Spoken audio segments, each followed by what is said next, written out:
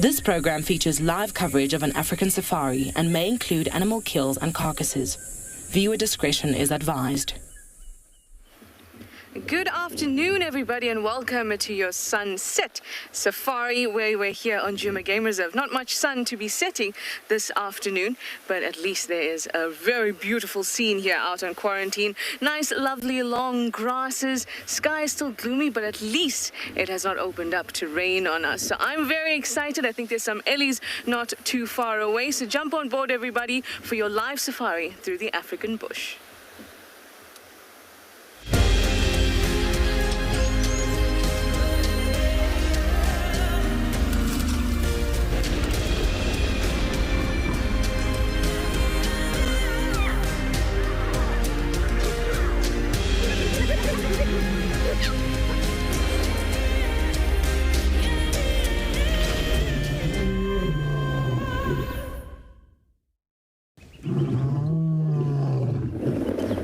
Saying to you, the wind has died down a little bit, but just in that moment, I think. Hi everyone, welcome aboard. Like I said before, my name is Trishal and I have Darren on camera with me this afternoon.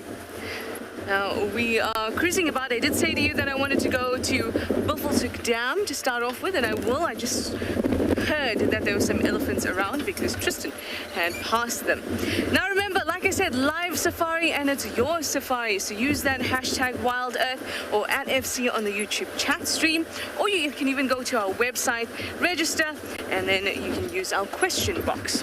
And for our lovely kiddies, you can use kids questions at wildearth.tv. Now let's have a look for this big bull. I see our usual suspects, the impalas, and I've been wanting to see elephants so much, but I didn't get to see them just yet. Veronica, you say that you hope that I find some playful elephants today. Thank you so much. I really do appreciate that because you all know how much I love elephants. My favorite sighting of all time, always a good elephant sighting. I don't see our friend just yet. We're going to have a good look around though. With the tall grass and the bushiness, your eyes have to become accustomed yet again to searching in the wild. Hi guys. Let us just have a look at these impala. And just stay still for a moment. It's when you stay still that things can be revealed to you out in the bush. Now, if you're wondering what the weather is, it's 22 degrees Celsius here on Djuma, or 21, and 72 degrees Fahrenheit. Actually, I might have gotten that a little bit mixed up. Either way, let's have a look at what's going on weather-wise at all our locations and see if I was wrong or if I was correct.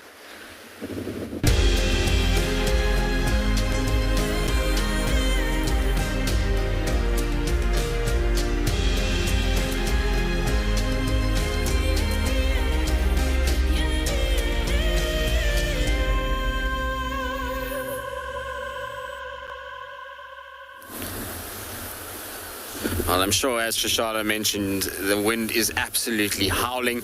It is pretty miserable weather for a game drive. It's probably the worst conditions you can have is seriously gusting wind. It doesn't help with most of the animals. They don't particularly like being in the wind like this, and you'll find things like lions, leopards, everybody really just tries to seek some sort of shelter and tries to just try and kind of get out of the wind as much as possible. So hopefully, as the afternoon progresses, it'll slow down and we'll get whatever needs to come out. Anyway, my name is Tristan. On camera, I've got Claunie this afternoon, and it's really, really good to have him on board. Hopefully you'll be very nice to him and comment on his abilities. I'm sure he'll do a fantastic job. Now, sort of plan for us this afternoon is we're going to head south from where we are now. We're going to head towards Treehouse Dam and then slightly kind of cut a little bit to the west from there. Right at the end of the game drive this morning, I picked up tracks for, I think it's Mulawati, big male leopard, on top of where we had driven. So I'm going to just go and try and scratch around. In conditions like we've had today, a male leopard can walk a long way through the course of the day. He doesn't sit still, and so, you know, he could be far, but we're going to try. There's a lot of places where we can't drive, which makes it complicated, and tracking isn't that easy, but you know what, you got to give it a chance. Failing all of that, I'm going to head towards Chitwa again, because this morning we had tracks literally on every single road of Chitwa was a track for either a male lion or a female lion. So we're going to go just try and scratch around. It seemed to look like there was evidence of a lioness going back and forth towards a drainage line. So I wonder if it's maybe not this lioness that's got the cub that's on Chitwa. So we'll go and scratch there and see what we can find. But those are the kind of two plans that we've got this afternoon, and hopefully this will kind of work out and we'll get one of the two. Anyway, it's not just us that's out and about. Let's send you across to Johan so you can say good afternoon.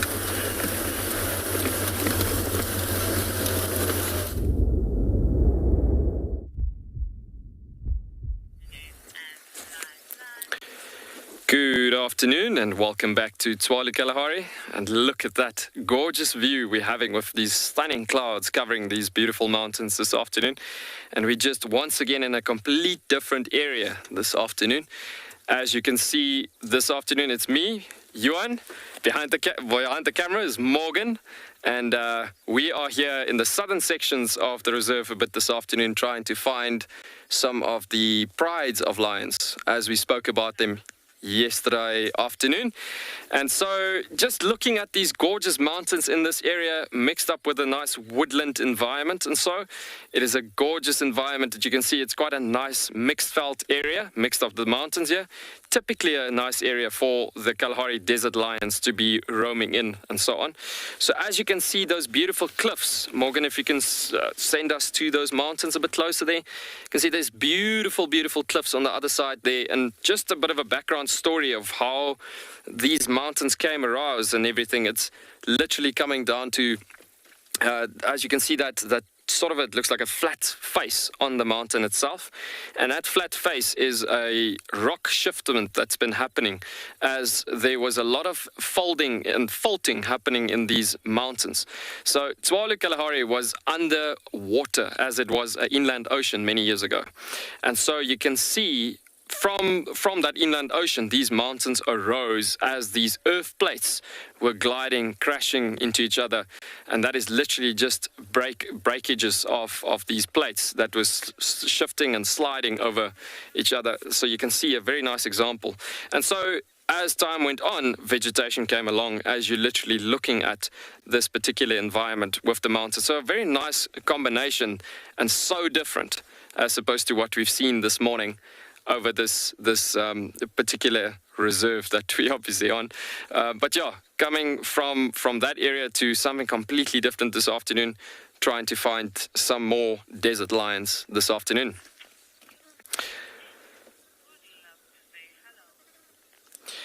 And so from this gorgeous view, we're going to continue down the road and see if we can find these lions' tracks further down the road. We're going to send you to another gorgeous location.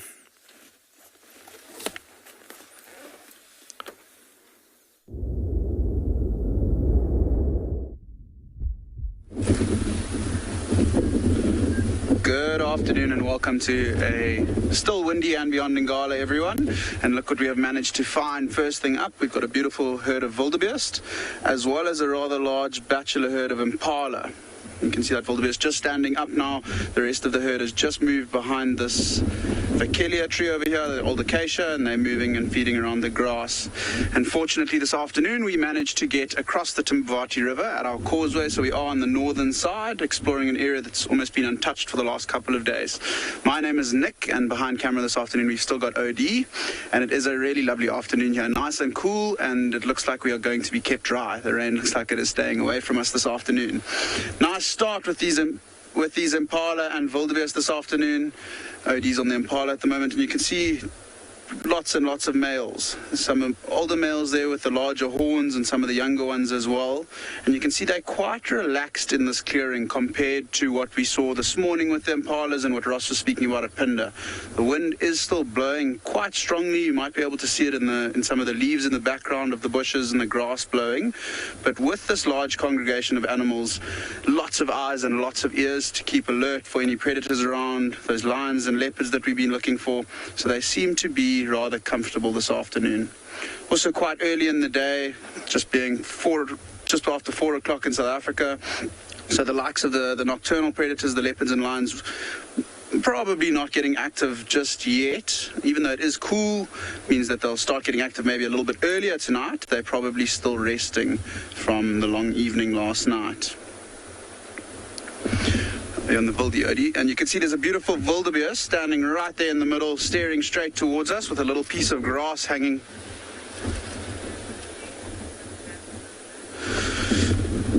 So in terms of the bachelor herd, that's going back towards the impalas, and there's quite a big difference between the ages here. You can see if Odie goes to those impala far on the right, you can see he's almost got his second twirl in there, and they're quite wide. And there's some younger ones. I haven't seen any 1-year-olds or 2-year-olds. There's a couple 3-year-olds there, and I'd probably say the average age is maybe 6. It's between 5 and 7, so I'd guess around 6. Quite an interesting question to ask, though, because ages of animals is one of the things I do enjoy trying to gauge. And with this herd, there is a wide variety of ages, but it does tend to be a few males that are a little bit older. And also this time of year, the impalas haven't yet started their rut, so they're not really preparing for breeding yet. So we do tend to see males in aggregations with the females and the larger herds, as well as these bachelor herds. But I haven't seen a bachelor herd of this size on the southern side of the river for the last couple of days. So it's quite nice to see so many males around together. Back towards that wildebeest that we were speaking about earlier, quite a big one. You can see he's quite a bit larger than any of the others, and he's got really nice thick set of horns, and that is the dominant bull or territorial male in this herd. He's done quite a good job in securing this territory. It's a pretty pristine area on Ngala. There's an old airstrip just over where all these animals are, so there's really nice short grass for them to feed on. And his behavior, well, right now you can see his head is right down, feeding on that nice short grass. But he'll make his territory around this area, scent mark. We've been seeing a couple of wildebeest covered in sand with their horns full of sand as well. And that's just a means of telling other wildebeest that they are big and strong. And we're just going to spend a bit more time with these impala and then move on in a westerly direction along the Mvathi River this afternoon.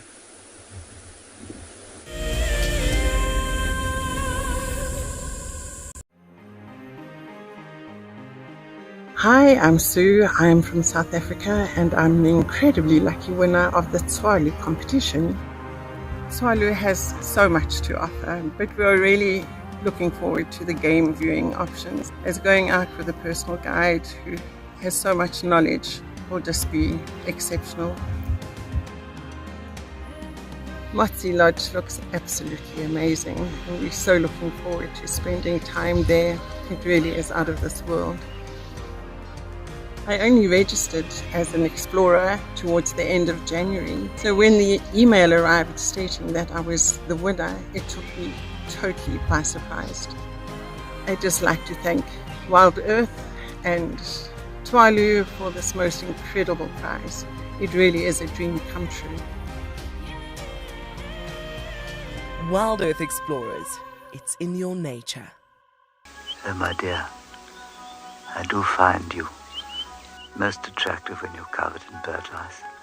Oh, Charles, I love it when you peck at my head and clean the bird lice off me.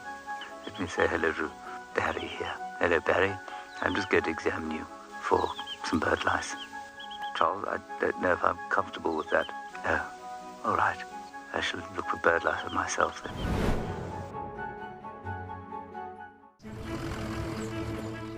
My name is Taylor McCurdy, and I work for Eco Training.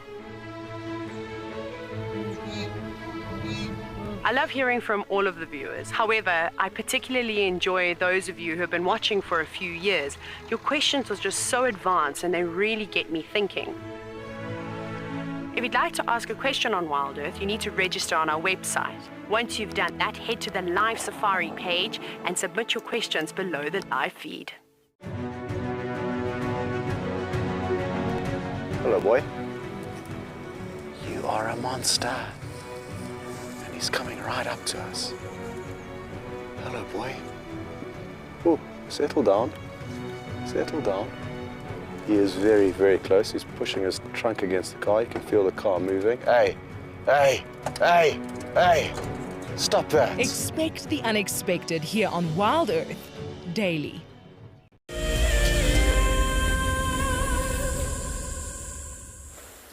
We've managed to find this beautiful elephant bull that was just on the western side of quarantine, peacefully minding his business and enjoying this lush vegetation that we all are enjoying as well out in Djuma. In these summer months, you'll often find, especially, well, obviously summer months being our wet season around here, that's when you'll find that elephants will mostly be eating grasses and, of course, fruits, marula fruits. And we've been seeing the marula fruits in the dung for so long now, and so much of it. But other than that, grass would constitute the majority of their diet from actual green vegetation. And then in the winter, it becomes more of the leaves. So they become more browsers, picking leaves off plants and bark. Now with all of the abundance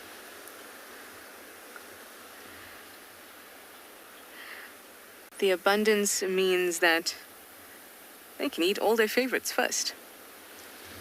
Lyndon, did you want to know why, I think it was Lyndon, excuse me if I've got it wrong, you'd like to know why elephants are considered one of the most intelligent animals. That's because of the size of their brain, but not only the size of the brain, the number of neurons that they have in it, and the different parts of the brain that are used in emotional intelligence, not just motor function. A large part of your brain is used for being able to control this machine that you are, this body. And we are special because our brain, a lot of it is adapted to living in these social circumstances, emotion, and emotional intelligence, and then intelligence in terms of, math and things like that. And elephants have a well-developed temporal lobes. That's why they are considered emotionally intelligent. And when you spend time with them, you can kind of feel it. I'm a scientist, so it's difficult for me to say, to quantify that, but you can definitely feel it. They can see you, they're very aware of you as an individual on the vehicle. They'll look at you in your eyes.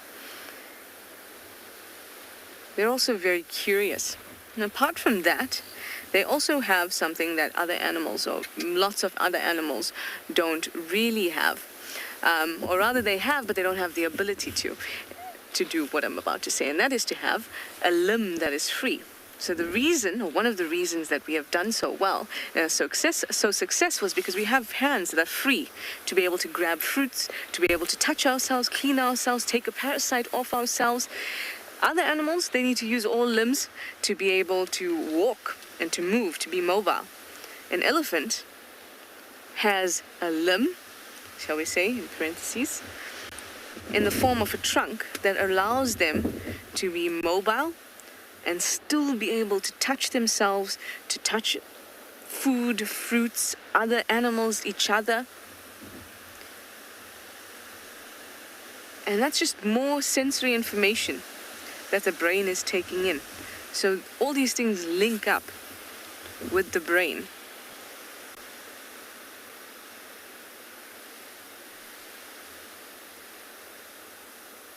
It's gorgeous, gorgeous animal. So magnificent. Christine, you'd like to know what's happened to his ears. That is a fantastic question.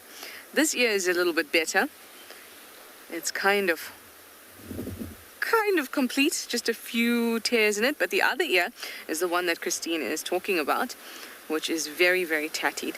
Of course, it doesn't want to show us that ear. Don't be embarrassed by your tatty ear. Oh. That may be a result of play as a youngster, getting caught in thorns and other sharp bits in the bush, branches, things like that, and then being torn. And you can see, if we look at the ear that's not too beaten up, the skin around it, see it how it's hanging off there like a tablecloth? That skin is so thin that I can see very, very easily how it could be nicked here and there, and how painful that must be too.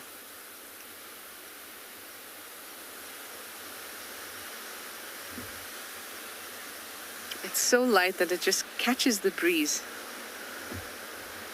Oh, look at that.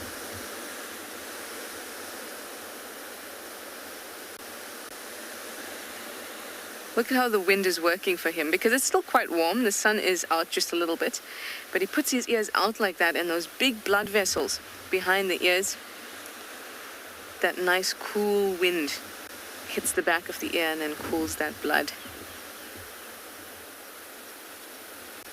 That's why it's necessary to have that thin skin.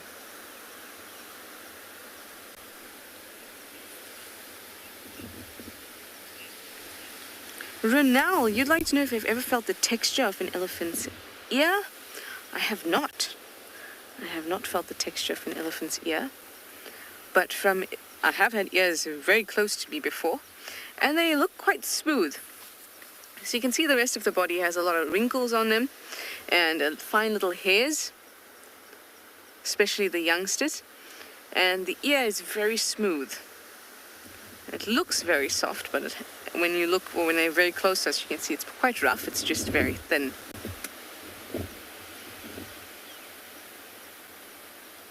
Look at that. What magnificence. Like a rock almost. A rock that's been carved out.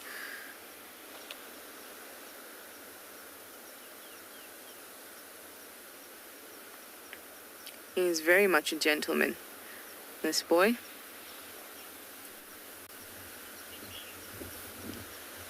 So slow, deliberate, and purposeful.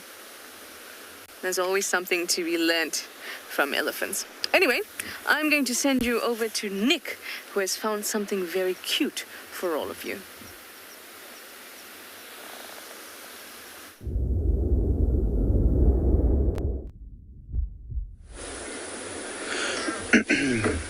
Welcome back to andBeyond Ngala, everyone, and look what we have managed to find.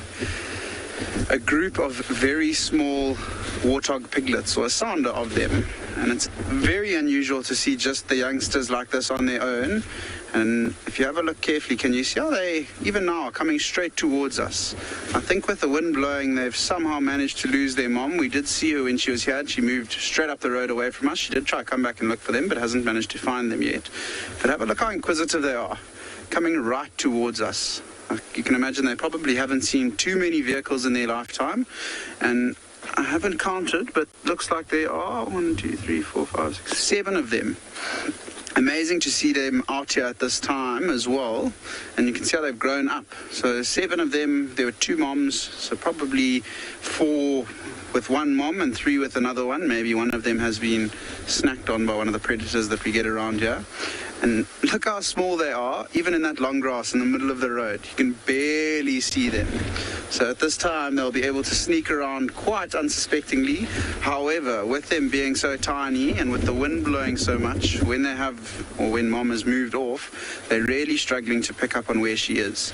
And at a time like these, when these little warthogs might become quite vulnerable, have a look at their tails. As soon as one decides to run in one direction, tails up, and they all follow. As soon as that one stops, they all stop and stand dead still.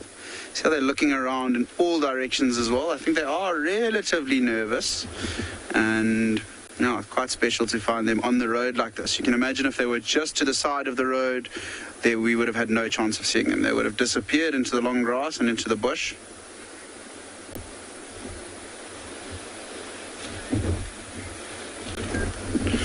Yes, I didn't copy that question, but yeah, it is beautiful to see them still huddled up.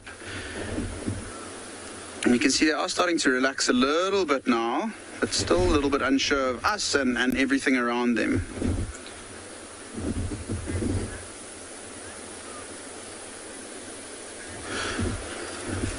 Okay, so Angela, the wind did make that a little bit tricky the first time, but I managed to get that question. There is a chance that they could have all been born in a similar period, maybe in a week, 2 weeks. But if you look on that one on the far right, and then the one just to the left of that, can you see how the one, oh, it's just disappearing. Actually those two just left of the one on the road, they are quite a bit smaller. So there could be maybe a week or 2 week age difference between them.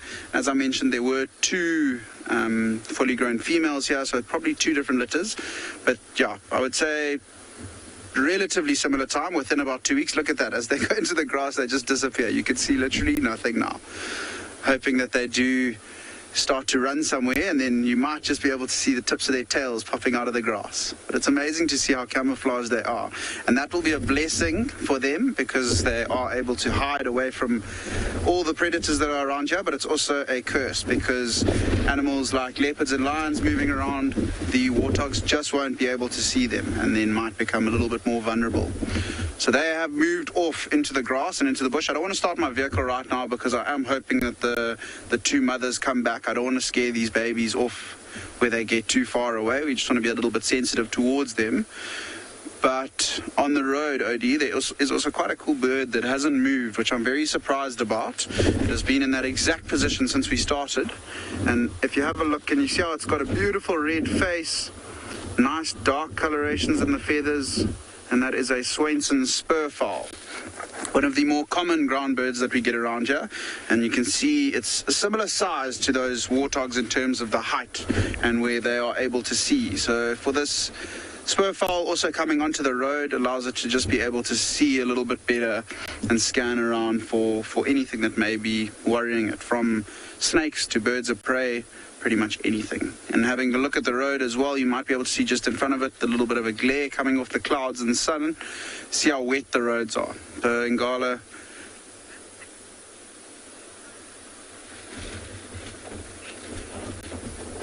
but we're going to stick around here for a little bit longer and send you over to Johan, who's got another small creature to show everyone.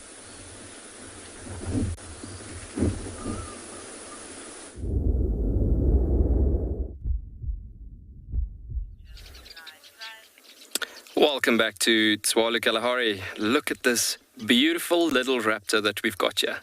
So as we just arrived at this block where we're looking for these lions, we suddenly found this beautiful, beautiful pygmy falcon.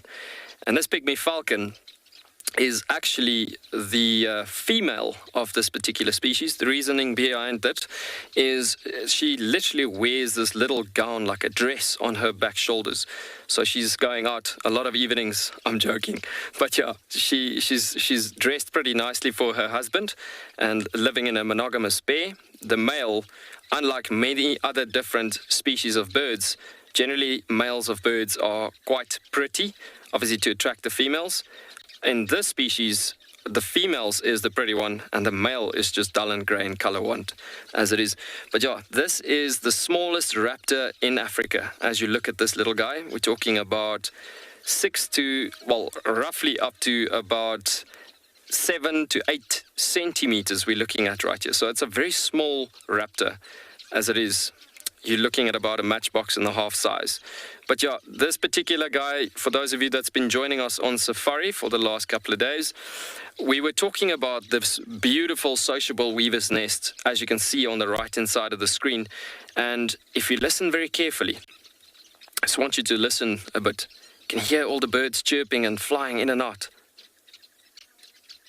So there's quite a lot of sounds happening. And it's the sociable weavers, which is obviously the owners of this nest.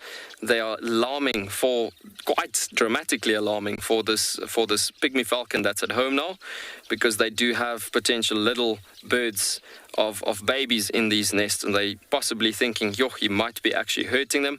But at the same time, they do host this pygmy falcon, as I've mentioned the other day.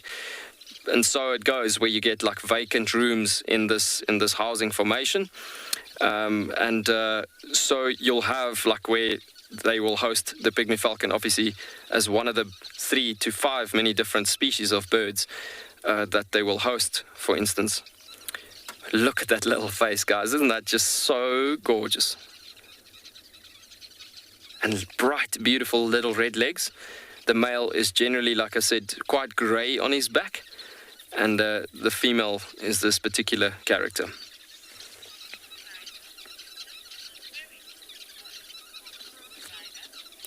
Cold Cider, you are commenting that this is a very cool bird. I couldn't agree more. This is a beautiful, beautiful little bird. The crazy thing above it all is to think about that this bird is occurring in the Kalahari, and they actually hunt mostly on little geckos and little lizards, mostly on little barking geckos and like the Kalahari sand skinks and that sort of thing. But yeah, so cool to see this little guy. And even the beak and the bill you're looking at there, it literally looks like, how on earth could this be even a raptor with a functionality like that? But yeah, look at the beautiful banding as well on the tail itself. But just the colors on it as it is, so beautiful. Look at the red markings just behind the beak as well there. And so beautiful. Yeah, so they're extremely territorial and very monogamous. So they are literally in that situation until death takes us apart. And like I've mentioned the other day, you will have the nest itself also being inside this particular social weaver's nest.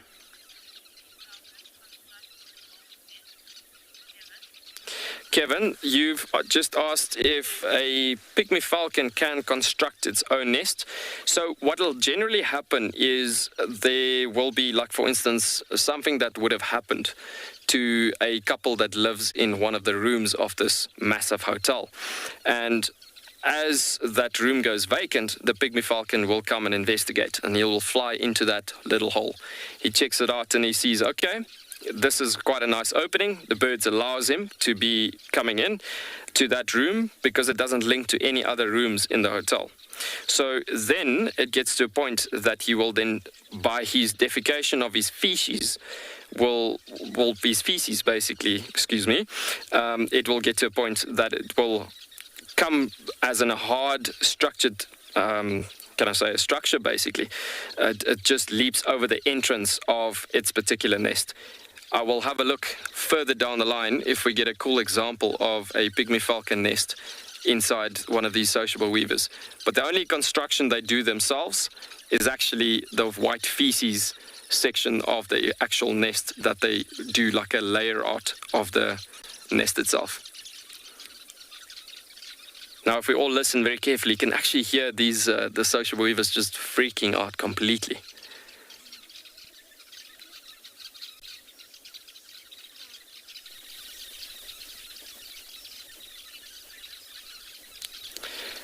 Yes, it's so awesome.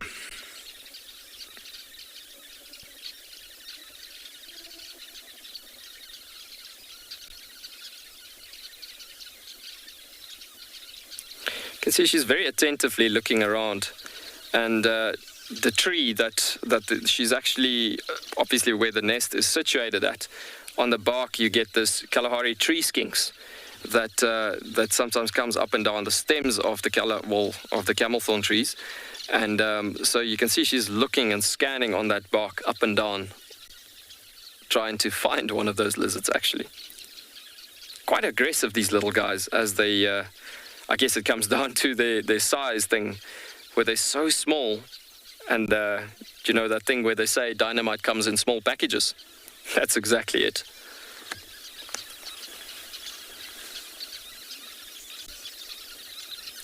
I've actually seen a sighting the one day where we were driving.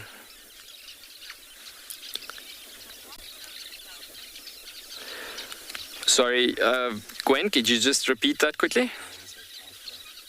Where is her? Yeah, so Gwen, there was a question, where is her partner?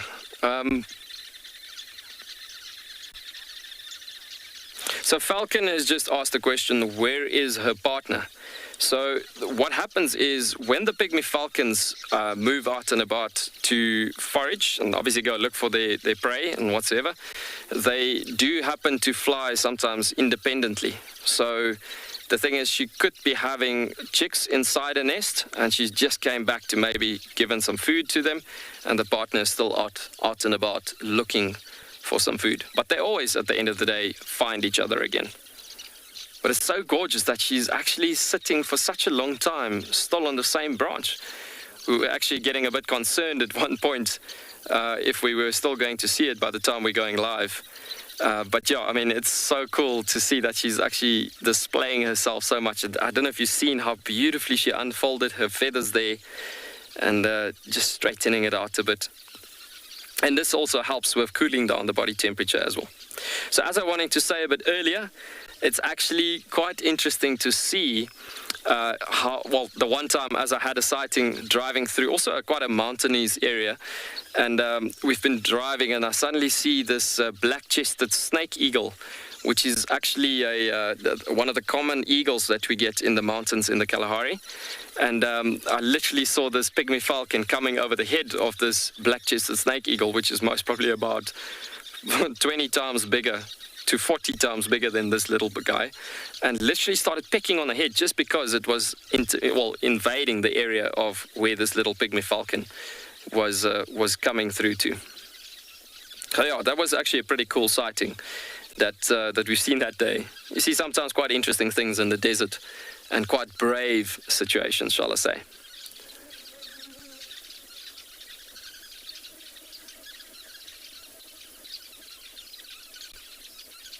I just love that banding on the tail. Hey, it's so beautiful.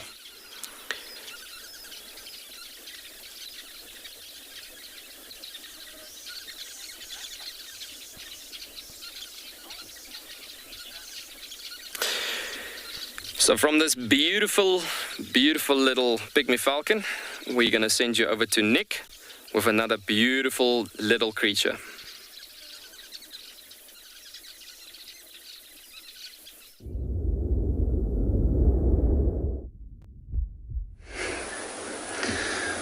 So look at the beautiful bird that we managed to find here at andBeyond in Ngala. Pygmy falcon. I'm very jealous of Joanna Tswalu. I've never seen one and I would absolutely love to see one. But this bird is also one of my firm favorites. It's given me so many memories of coming down to the Lowveld in the summer months, and that bird that just took off as we got it on picture is a southern carmine bee-eater. I don't know if you've got those beautiful colors, that beautiful pink rosette color, as well as that dark sort of turquoise blue around the head, and a bird that has come down this time of year because of the good rains we've had. It's probably the most I've seen here in the last 5-6 years in the Lowveld. And just below them you can see there's a beautiful dazzle of zebra as well, and around us there was a wildebeest bull and a giraffe and impala as well, which some of them have just moved behind some bushes, but you can see with the wind the effect that it's having on the animals all congregating. As I said earlier, the more eyes, the more ears, the safer they feel. I don't know if you can hear that little call in the background of the carmine bee-eater. The wind and these marilla leaves might be blocking it out, but it's also a really pretty call and lovely to hear it in the bush. See how the zebra's heads are all right down on the grass, feeding on the short grass as well. They tend to feed on grass that is a little bit longer than the wildebeest, and will often be feeding together as a term, a way that they graze together so that they can each get the food that they are after. See how the zebra's tails are consistently flicking as well in the wind, and that will be primarily because of there's that beautiful carmine bee-eater flying around, because of the flies that might be bothering them, just chasing them away with the tail. It acts as a really nice sort of whip to chase them away. See on the left shoulder of that front zebra, you can see a little bird that's attached to it. I already tried to get my attention to it earlier. It's also just disappeared behind a bush. But it was an oxpecker of some type. I'm guessing that it was a red-billed oxpecker. And with a nice aggregation of animals like this, there'll be lots and lots of oxpeckers around because there's lots of food. Lots of impalas through there. You can see the birds flying through there, similar to what Ross had earlier this morning. A whole bunch of barn swallows flying around. And speaking about those flies and insects that have been attracted to the zebras, these swallows might be flying around and hawking them from the air. You see how fast and nimble they are as they go through there. It's almost just like a black dot going from screen to screen. And on that, yeah, they are red-billed oxpeckers. I've just picked up my binoculars and it's just jumped onto that little, or that impala ewe, and it's trying to get right inside her ear. And you can imagine with the oxpecker's primary food being ticks, and ticks tend to go after the softest spots on the animal, so down between the legs and the softer groin parts, as well as the ears, believe it or not.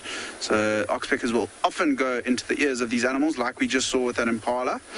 And yeah, it's quite interesting that the animals, I mean, obviously it's not very comfortable for the impala to have an oxpecker digging down deep inside your ear. I don't know if anyone's ever had an insect inside your ear. It's an incredibly uncomfortable feeling. However, the oxpeckers are doing a bit of a good job for the impalas by taking the ticks out of their ears and removing them. Still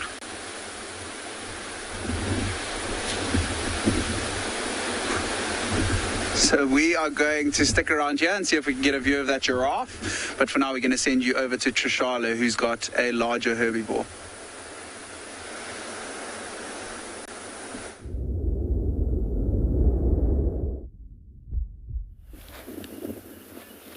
Larger indeed. Largest. We found a few more elephants in a similar area around Quarantine. And there's a tiny little one too. They're not totally relaxed because of the wind, but I must say more relaxed than I expected. I think let's just move a little bit forward so we can get them. See if we can see that little baby. The little baby, however, is probably the height of this grass at the moment. But we'll still... Oh, I see it. Let's get a gap here. There we go.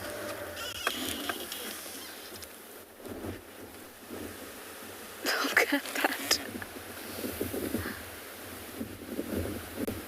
So sweet.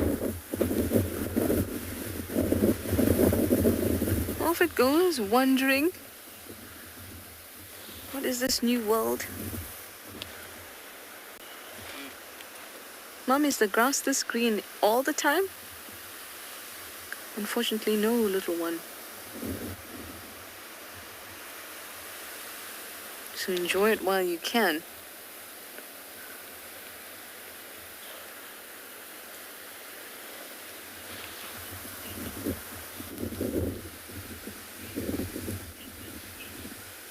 Edna, hi and welcome aboard. You have an excellent question. You'd like to know if elephants are browsers or grazers. And why I'm so impressed with that question is that for you to ask it, you must know what browsers and grazers are. So grazers are animals that eat grass. Those are animals we're most familiar with. Horses, cows, domestic animals like that are grazers. Or in the case out here in the bush, zebras, buffaloes, pure grazers. And browsers are those animals that browse from trees. They pick off leaves and eat in that way. And elephants are mixed feeders. So they'll sometimes browse and they sometimes graze. That meaning that they'll sometimes just eat all the grass, other times just eating leaves, also eating fruit, also eating bark. So they have quite a well-rounded herbivorous diet. Also, they love water, so they're always drinking and eating and drinking and eating. And to maintain their weight, you can see why it's necessary. And everything that goes in has to come out. So apart from a huge amount of food that enters them, they also defecate equally large amounts.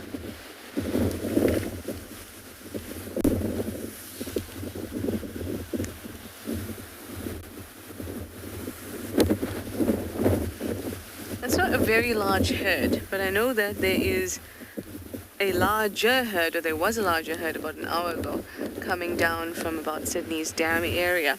So perhaps it's part of the herd.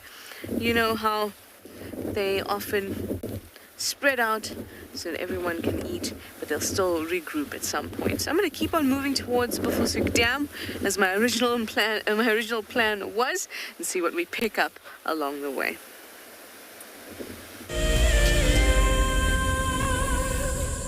It's no secret that nature can heal. Some of our WildEarth viewers are finding solace in the outdoors close to their homes during lockdown. This is how I keep myself busy during lockdown. Beautiful little jumping spot. I love walking in the open spaces near my home. Provides a moment of peace in a crazy world. This is my fire escape with some of the birds I get to see. That's what it's like in New York City during lockdown. Being in nature helps me to cope with the challenges of life and helps me to be humble and grateful. It's magical watching everything turn into a winter wonderland as the snow softly falls. Been doing lots of walking, dog walking, outside at parks. This is my Ridgeback Drake. Our little slice of paradise is a provincial park called Hopewell Ross. Connecting with nature is critical to stay positive during these tough times. WildEarth encourages you all to find time to escape to nature. We stopped as the dusk was settling and there was a zebra mare underneath the bush. She was lying down. We didn't really know what was happening, and then we saw it. Everybody, there's a zebra giving birth there. There's a zebra giving birth. This is a zebra giving birth. Look at that. Look at that. Oh, you clever mare. Well done. It's born, everyone. It's born and it's alive and it looks fine. This was, of course, an unusual sighting. Normally, herbivores like impala and wildebeest and zebra will give birth during the middle of the day. This is when their predators like lions and hyenas are fast asleep.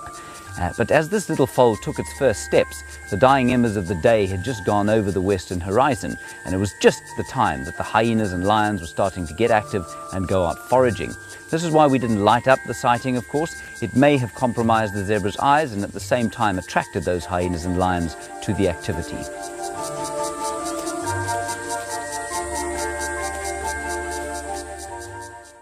My name is Lauren and I'm currently working in Djuma Private Game Reserve here in South Africa. I love answering your questions during the live safaris. It's my favorite part. It feels like you're on the vehicle with me and I'm able to teach you exactly what you want to know. If you want to ask a question on WildEarth, then you need to register on our website. Once registered, you must go to the live safari page and ask your question below the live feed.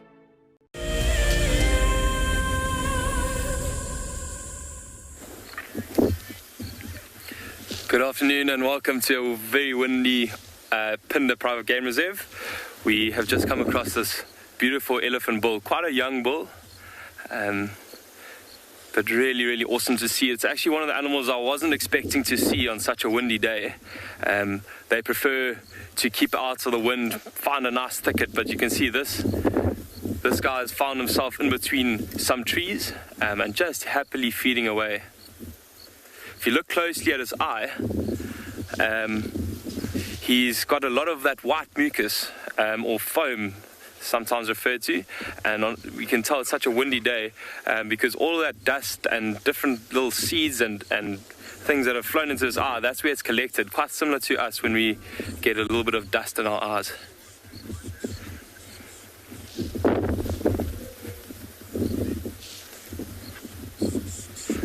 You don't usually see that much of it all collected at once. And this looks like it's here. But my name's Pete, and behind the camera today we have Simon. And we've got a very, very windy day out here at Phinda. You can see the grass and the trees are all blowing all over the place, and I'm sure this elephant is not going to move around too much today. You can see he's just slowly feeding.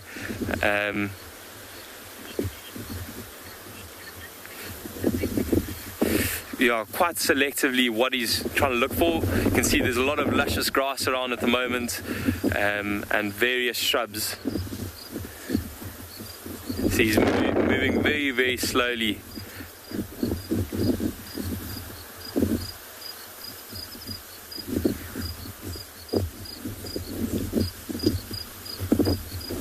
Really beautiful when he looks at you like that. You can see that trunk just facing us.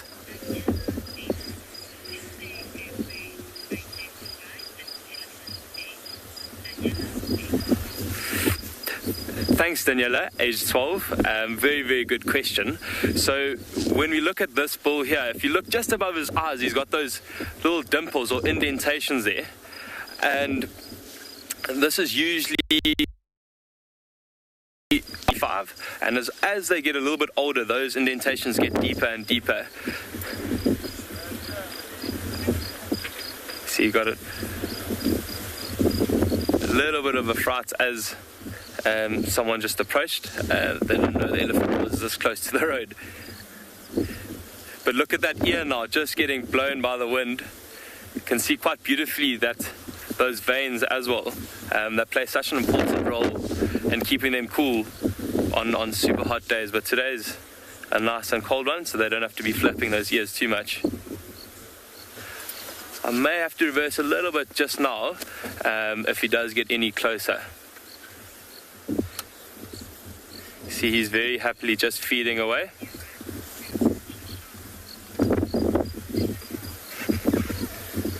We're just going to sit here for a little while and watch what this elephant bull gets up to, and we're going to send you off to Tswalu, who's on a mission.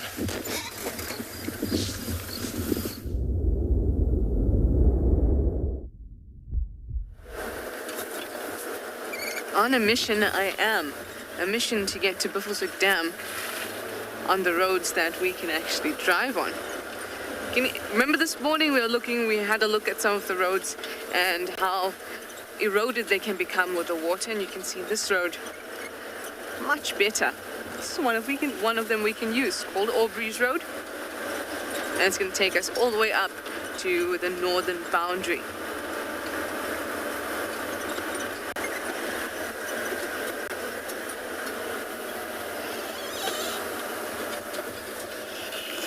So at Buffelshoek Dam, don't have any expectations.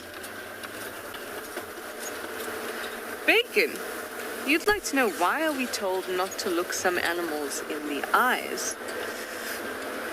I have also heard that, and when I was taught this as a youngster, because I've always been interested in animals very, very much, so when I was told that, it was because it may be seen as the move of an aggressor. So you are trying to assert your dominance over this animal. For some animals, it's true. Like I know with gorillas, you want to be very subordinate if you're a human and you're mooching around with them, or going on one of those tours where you can see them. You want to put your head down and not make eye contact. But I must say, I haven't met any gorillas, and in my experience out in the bush, I have not found an occasion where if I looked an animal in the eye, it created any kind of aggression. What does happen though is that you really come up into a situation where you feel that it's such an aggressive situation, you feel so intimidated that you look away, but it is a kind of a natural thing. So I've been intimidated before by the presence of certain animals, especially the first time that I saw the evoker males and them walked right past the vehicle. And it was the first time I'd been that close to them. And when that had happened, I felt intimidated, and they were looking straight at me. And my natural response, I didn't have in my head, oh, I shouldn't look at them because they're going to jump on me or anything like that. Nothing like that. But my natural response, this fear response, was to just lower my gaze. So somehow I feel that it's more an animal thing. If you don't want to engage with an animal because you are feeling intimidated, then you shift your gaze, as opposed to it egging an animal on, or calling it towards you for sort of malice. I don't think so. But I do know that with some animals, it is preferable to lower your gaze. Like I said, gorillas. You might lose me just briefly, hopefully not. I'm just going on a dip.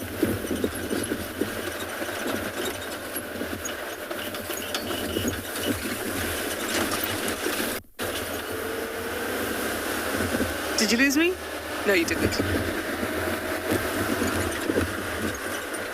At least I don't think so. Yay. So, almost at a Baltic Dam. Like I said, no expectations of what I may find there. So I'm open to it all. So missioning on, and I'm going to send you over to Tristan, who's also on a mission.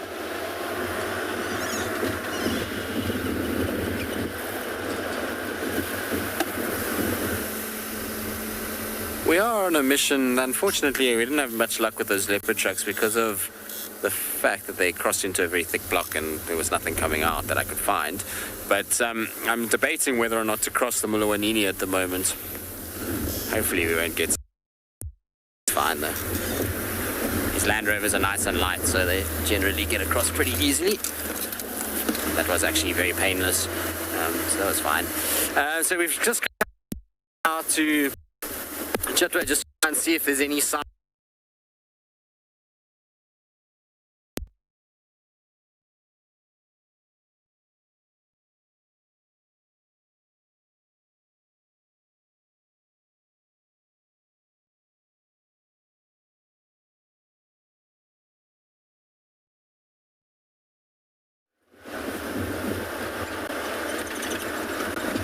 Clearly he's on such a mission that even the signal can't keep up with him.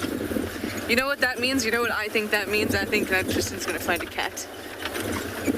That's what it means. He's on fire. He certainly had the energy when we started drive. The fiery Tristan energy. It's always great. I love when we start driving, we're doing our checks, and we all are just having a ball. That's what it was like this afternoon. Oh, well, that's how it's like all the time with Tristan, actually.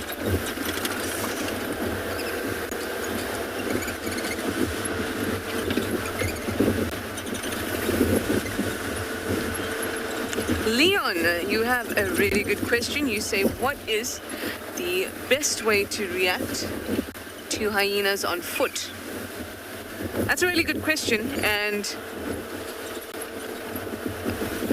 quite honestly, you have to... I know that we see the soft side to hyenas, and that they're always around camp, and we walk to them on foot, often and quite close, but that's not the way you should react if you see hyenas on foot. You need to be very still. Any other predator on foot that you did not expect to be on foot face to face with. Any other predator, you are quiet, you are still, and when you see the opportunity to move back or to find a defensive place, maybe it's against a wall, or maybe you can creep inside, anything like that, then you do that. But the number one thing you need to do is to be still and quiet, because that animal is not there for you. Something else has attracted this animal near you, or in the same area as you, or whatever it is. So it's not looking for you. So the last thing you want to do is bring attention to yourself, because that's a dangerous situation. So you keep very still. You safe place to then go and hide, and then cry, and then change your pants.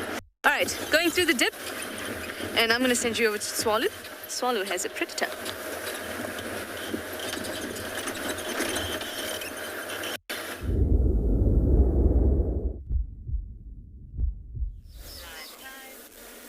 Surprise, surprise, look at that. So we've completed the block, and we get to the eastern side of the block, and suddenly, wanting to obviously see the tracks coming over, here the guys of Pride of Lions, of Young Lions, surprise us on the road. As we obviously closed off the block looking for the tracks, And here they are. As tracking is a very, very important division, once again, in the Kalahari of finding animals. I mean, in a vast wilderness like this is the only way to find animals mostly. And just looking at this beautiful young lions, this is a breakaway pride from the southern pride that I've mentioned actually yesterday afternoon. And so if you look at this particular young animal in front here, it's just a young lioness. She's about roughly just about 2 years of age. But looking at her, I mean, just such a gorgeous animal. So she would be getting close to almost a full-grown normal African lioness size. So as I've mentioned when we spoke about when we found that male lion yesterday, the sizes of them is so interesting how quickly they bloat in size due to, as you can see, a much bigger lioness on the right-hand side there as well. But due to their true bloodlines occurring in the true areas of existence where they truly belong. And so that comes down to the body will bloat onto the right size, and the real size is what they should be and would be occurring to in a certain area. But look at that, just coming to, speaking of which, talking about the dark bodies, the true bloodlines highlighting that dark body so much. I mean, seeing how that beautiful fine tint of dark hair comes over the body, full on. And you might find that present with other normal African lions in Africa. But looking at that particular concept and situation, that's one of the dead giveaways of your Kalahari lions, being very dark in appearance. As even your females, it's not just the males with their manes looking like that. You would find that they appear very, very dark in color. And that also helps them blending in with this typical type of environment, as they do really well in this area, like with that coat, as they have that present. But yeah, so incredible to find, once again, desert lions.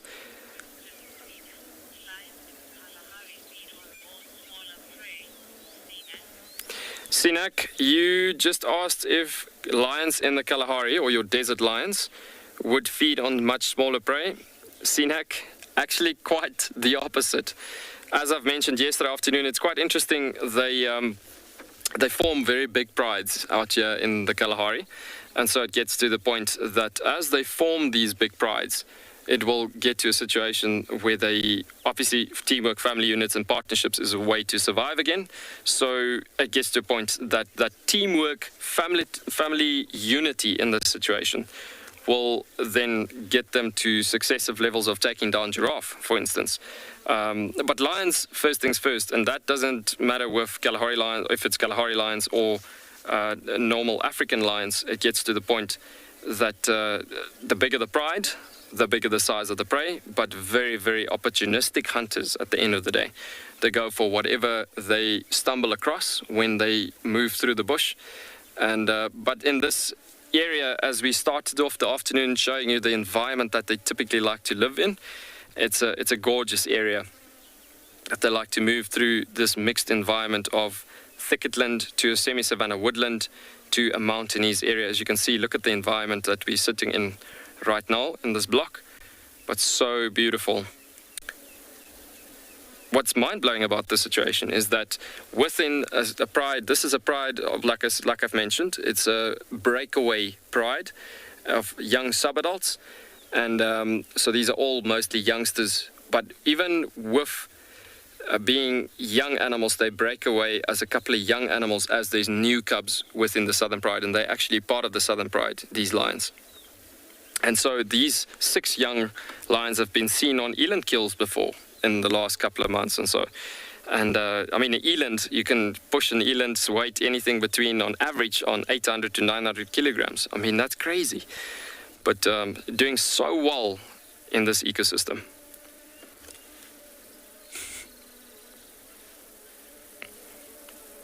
Just a bit of a exhaling, peaceful motion happened there.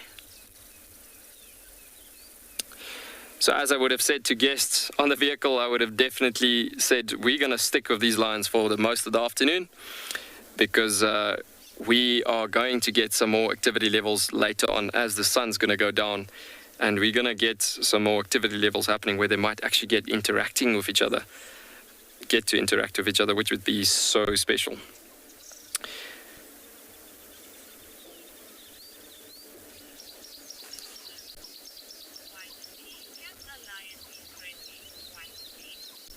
White Bee, you're asking, could a lion be friendly? So lions are very friendly animals, and so it's not just lions. I mean, you're looking at all animals as it is. The moment you show respect to any wilderness environmental animal, if I can put it that way, animals that lives in the wild and lives in an extreme wilderness environment, the moment you show respect to that animal and that animal can see that you are showing it respect, immediately that animal will react friendly. And just because it's feeling comfortable with you. See, the thing is, lions, like all other animals, have different different zones of comfort, if I can put it that way. The first zone where it's really comfortable, and that's exactly what's happening right now, is when it's in this condition being called the comfort zone. And that's the comfortable zone. Obviously, that's when they're very relaxed with your presence being there. It's when they're not stopping doing with whatever they were doing before you were there. So then you get alert zone, when they immediately lift their heads up and they would look at you, and that's exactly what we were talking about. You now disturb them, but within an alert zone, that could have been where you get into a surprise situation. You come around the corner and boom, there's lions surprised. And you are just as surprised as they were surprised. But the moment you show them respect in that situation, where you reverse back into a comfort zone, that animals will immediately become friendly again. And then the next zone, you get to a alert zone, to a proper, from alert zone to warning zone. That's specifically when they either go into a motion of a bit of a mock charge, or typically in a situation where they will just be growling at you and so on. And then the last zone would be a critical zone, and that's obviously where you never want to be ending up into. And that critical zone is typically where they either fight or flight. But brutally honestly, I mean, you should never ever get to a situation like that. It doesn't say that you couldn't stumble across animals unexpectedly and you get quickly into that last zones. But then the key factor in that situation is, once again, respect. Show respect to wilderness environmental animals, and immediately they go back to being, in this case, sleepy lions.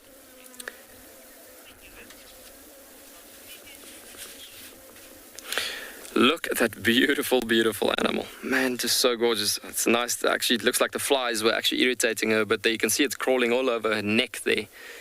But, yeah. We will see you a bit later with this beautiful, gorgeous pride of lions.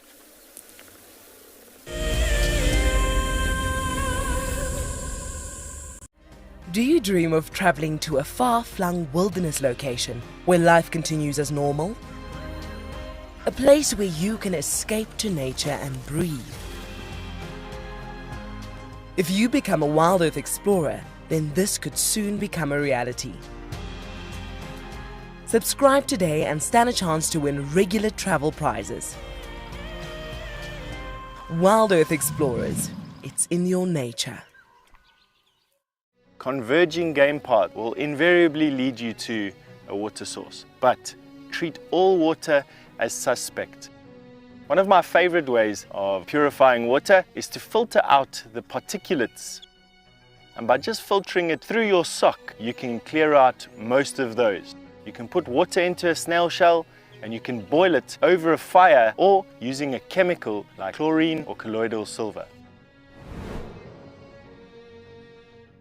My name is Steve, and one of my favorite things at WildEarth is getting questions from you. The type of questions that I really like are those ones that really help us to unpack and understand and really integrate the ecological knowledge and fully appreciate the importance that animals such as these Cape buffalo bring to the ecosystem. If you want to ask a question on WildEarth, you're going to have to register on the website. But once registered, just head on over to the live Safari page and enter your question under the live feed.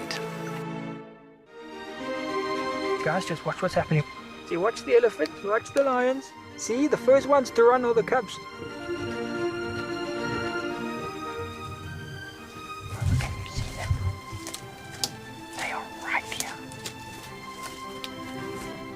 I'm not sure how scared you were, but I was quite nervous. Absolutely incredible. Expect the unexpected here on WildEarth daily. Hi, I'm Kyle, and I come to you live every day here from Tswalu Kalahari in South Africa. My favorite bird has to be the sociable weaver. The enormous nest that they create, their survival tactics to inhabit these harsh and unforgiving environments, and as well as their complex social arrangements is truly remarkable. And the interconnectedness with the ecosystem shows us that we are too. Catch up with the guides daily here on WildEarth.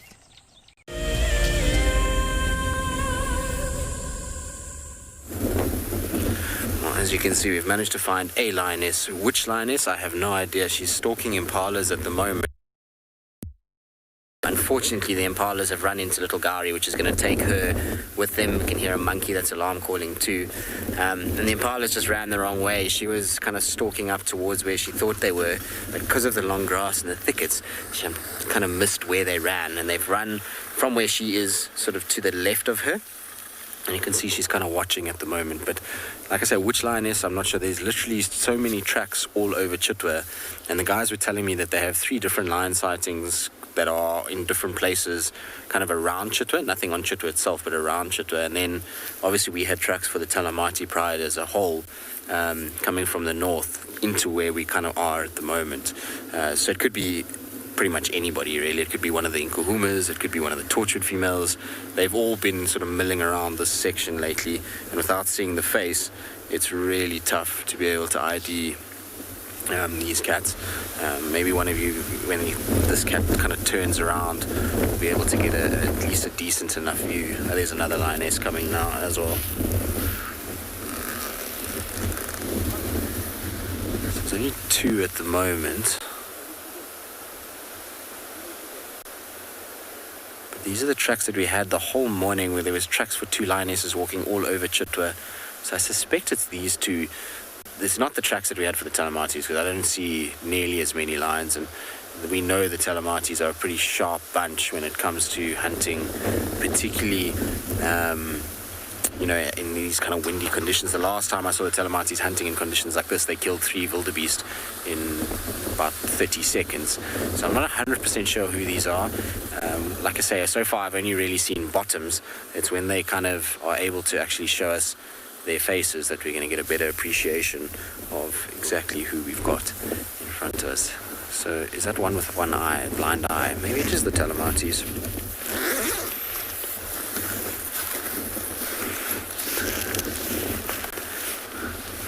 Not sure.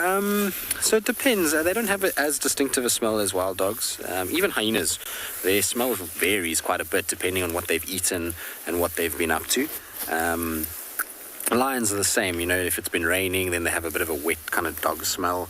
If they've been eating on a carcass, then sometimes they can have that rotten food smell to them. So it really just depends on the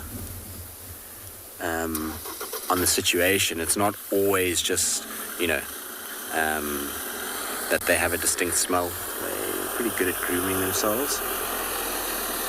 And so they're pretty sharp with that. Now, it's interestingly enough, the female closest to us, she has very swollen teats that have been suckled on, not recently, but she has had cubs that have been suckling. It almost looks like their hair is growing back. And then the lioness furthest from us has got the one blind eye. Now, the problem is that the Talamatis and the Nkuhumas both have an individual with a blind eye. Who are you two?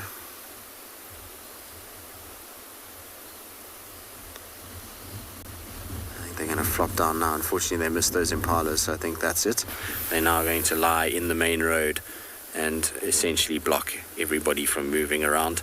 Often when it rains like this, a reserve, because it becomes so quiet, they pretty much just lie wherever they want to. And this is what I would have expected from lions this afternoon, is that they would have been out on the roads and then using any opportunity they can to hunt. Leopards will be the exact same.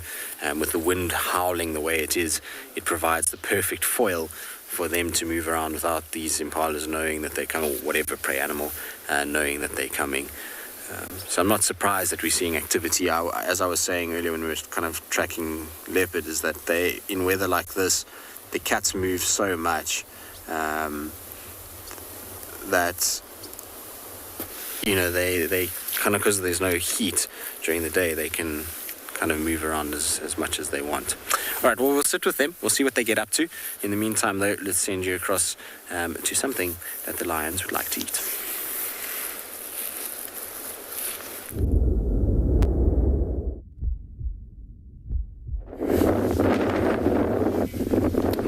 Welcome back to andBeyond Phinda. I'm sure you guys have just had such an exciting scene. It's a pity those lions didn't get any closer. Unfortunately, there are no lions in this area at the moment that we know of. But we've got a beautiful scene here of some wildebeest and zebra all together. You can see how closely they're all huddled up. It's quite a chilly afternoon, so you'd expect them just to be a little bit closer than usual, just to keep each other warm. But it's not unusual to see zebra and wildebeest together. They often are seen in similar areas, and they're both grazers, so they both will be out in these open plains feeding on the luscious grass. You can see that one herd of zebra just moving to the right now. Earlier we also saw a whole lot of young wildebeest that were born around December, January, and when they come out, they're really, really young. So they're really, really light in color. You can see one just at the back there, just following directly behind mum. And they've already started to turn that slightly darker shade. We might have to loop back around and just see if we can catch them if they're moving to the right here. Simon, I think let's do that quickly. Have you still got them? Okay, you can see them running. I don't know what spooked them. Often on a windy day, they might pick up on any scent, even an old scent, and it might spook them off. That's why they're all running. You can see them directly behind each other in a straight line. You can see the big male wildebeest there at the front. Quite a nice dark color. Really, really beautiful. And it looks so nice and clean after all the rain we've been having here.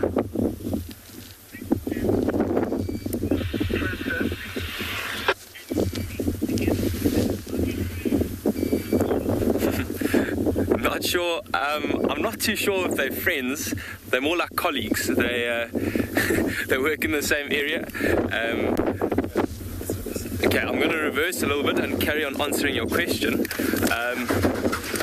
They are just often found in similar areas because they feed on the same thing, and also you can imagine with the more eyes out, the easier they are to see predators, such as that lion that you guys just had with Tristan. Look at that, all of them in a row there, very, very beautiful.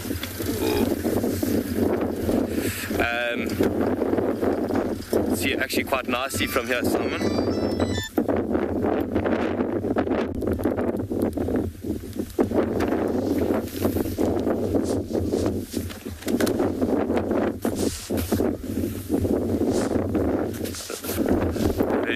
Beautiful. You can see them all walking in that straight line. These open plains in the background. Really perfect habitat for both wildebeest and zebra. But back to your question, you can see the wildebeest have also kind of stuck together, and now the zebra are a little bit further behind. So although they do spend a lot of time together, it's not all the time. We seem to have been a lot more spooked than the zebra today. You can see those two young wildebeest. They're only a couple of months old, and they already got those small little horns pushing through, and already starting to turn a lot darker, and that mane getting quite a bit longer.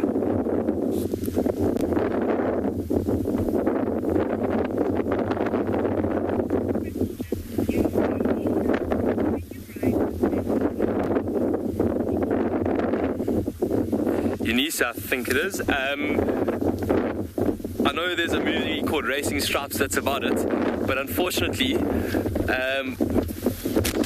there we cannot ride zebras. They have have a lot weaker back, and they're not quite designed the same way horses are. So unfortunately, maybe a very young child could, but also remember, zebras are quite wild and they're quite difficult to tame or habituate. So compared to a horse, a zebra might give you quite a nasty bite or a kick if you try to get any close to jumping on top of them, especially one of these zebras out here. I'm going to once again just sneak forward, see if we can catch these zebra and wildebeest just crossing below us.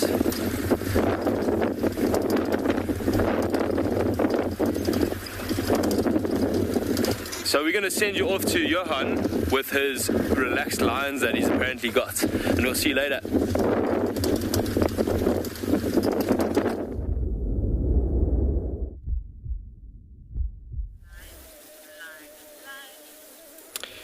And would you know it, suddenly, as nature's made a bit of a change, there's a few clouds that's blown in a bit over these lines. Suddenly a few yawns came about, and the next moment heads are up and they're starting to move by the looks of it. Now the thing is, with animals in a desert environment, and even in the semi-desert environment, they need to react as soon as temperatures and climates changes. There's another beautiful big yawn. And so the thing is, once there's change in nature, they're going to go with it. Again, it's to do with energy consumption, and when they're utilizing, they need to gain energy from that utilization event happening. Can you believe it? Full-blown pride of lions, sleepy to on the go. Let's move.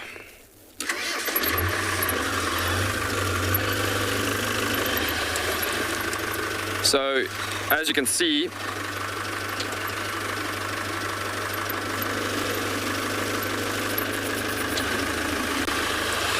Leanne, you are such a young person asking such a beautiful question. You're saying, what other animals are lions actually afraid of? It's actually other lions. You see, you get situations where lions are in competition with each other, and then you get situations where they're in competition with other predators as well. And so other predators like hyenas, or even big herbivorous animals like elephants and rhinos. But in the Kalahari, oh, look at that interaction. So cool. Listen to that sounds, eh? So beautiful. So in the Kalahari, you're dealing more with big animals like desert animals, like mostly other prides of lions as it is. And so, yeah, I mean, it's just incredible thinking about how they need to look after each other. And that is the other reason why lion prides become so beautifully big and such big prides, actually. But yeah, such gorgeous animals in that situation as it comes through. So folks, there's going to be another vehicle coming to join us in the sighting. So if you do hear an extra noise, it's just another game viewer.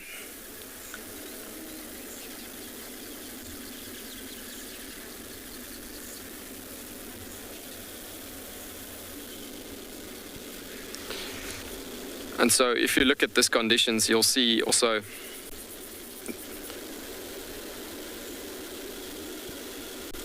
Morgan, you have just asked, have I ever walked into a pride of lions while I was tracking? Now Morgan, that happens quite a lot actually. While you're following lions on foot and everything, it happens quite regularly actually. That's the same way as you track any other animal in these conditions, in this environment. You would follow those tracks, and typically what you would do is you would follow the tracks looking at the environment, and before you keep on going approaching the environment, you would constantly look at the wind direction before you continue walking through an area that could be potentially quite dangerous. And so it comes down to a situation that you just need to read the danger level of the environment. But if you do stumble across them and you have seen them and they have seen you in that conditions, just make sure that you again show respect to them, and the animals will not end up charging you. 99% of the time, that's how it goes. See these young guys just lifting up their heads as it is in this particular spot. So beautiful. some of the heads jerking up a bit. So as I've just mentioned, looking at the conditions and these clouds that suddenly came over us, they got a bit of their hopes up, actually, due to the fact that those clouds were cooling down the temperature dramatically, actually, at that given time. And as these clouds have just moved over again, the sunlight came over so quickly, and they just discovered, you know what, let's try the next shady spot. But these lions are pretty hungry, and what's going to happen is they're going to move until, well, as soon as the temperature is going to drop again, we're going to see the similar type of behavior happening. We're going to send you over to a beautiful elephant herd.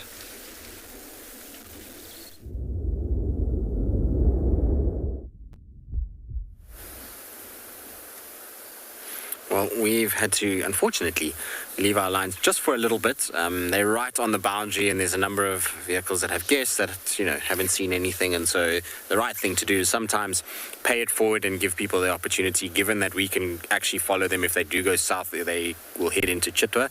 And if they stay where they are, obviously we can still watch them. And if they go north, they go into Djuma. If they go northeast, they go into Torchwood. So we have a pretty good kind of area for us to be able to follow them a little bit later. So we just thought we'd let the kind of Djuma guides go through the sighting and let them an opportunity to see the lions. Now, Michael Fleetwood, as ever, you're on the ball, and you have confirmed that they're the Talamati lionesses, which begs the question as to where is the rest of the pride. Obviously, we had tracks for multiple individuals. It wasn't just the two lionesses this morning. The young males were part of those tracks. So I suspect that the rest of them are somewhere close by. That's why I'm just sitting with these ellies now. Often with elephants, normally, if you don't have the wind like we have right now, you're going to have a situation where you can hear what's going on around you. So if there's an alarm call, like a squirrel, a bird, something like that, whereas, you know, and then that will give you an indication of where the rest of the pride may be. In this situation, we're not going to be able to hear too much, but sitting with the ellies, you never know, maybe the ellies pick them up, the wind is gusting, and so it's very, very possible that the ellies themselves show us some sort of indication that the lions are close by. They are very responsive to lions. You'll find that their ears will come out, they'll kind of lift their heads, and their whole demeanor will change. You can see right now, ears are quite flattened against the body, tails are hanging very relaxed, and they're essentially just eating marulas. That's all they're doing. But if a scent of a lion drifts onto where they are, you'll find that all of a sudden they'll stop feeding, they'll turn in that direction, they'll lift their heads, trunks will go in the air to try and get as much of the scent particles as they can, and they'll then become far more aware of what is going on around them. Look, she's going to push the tree.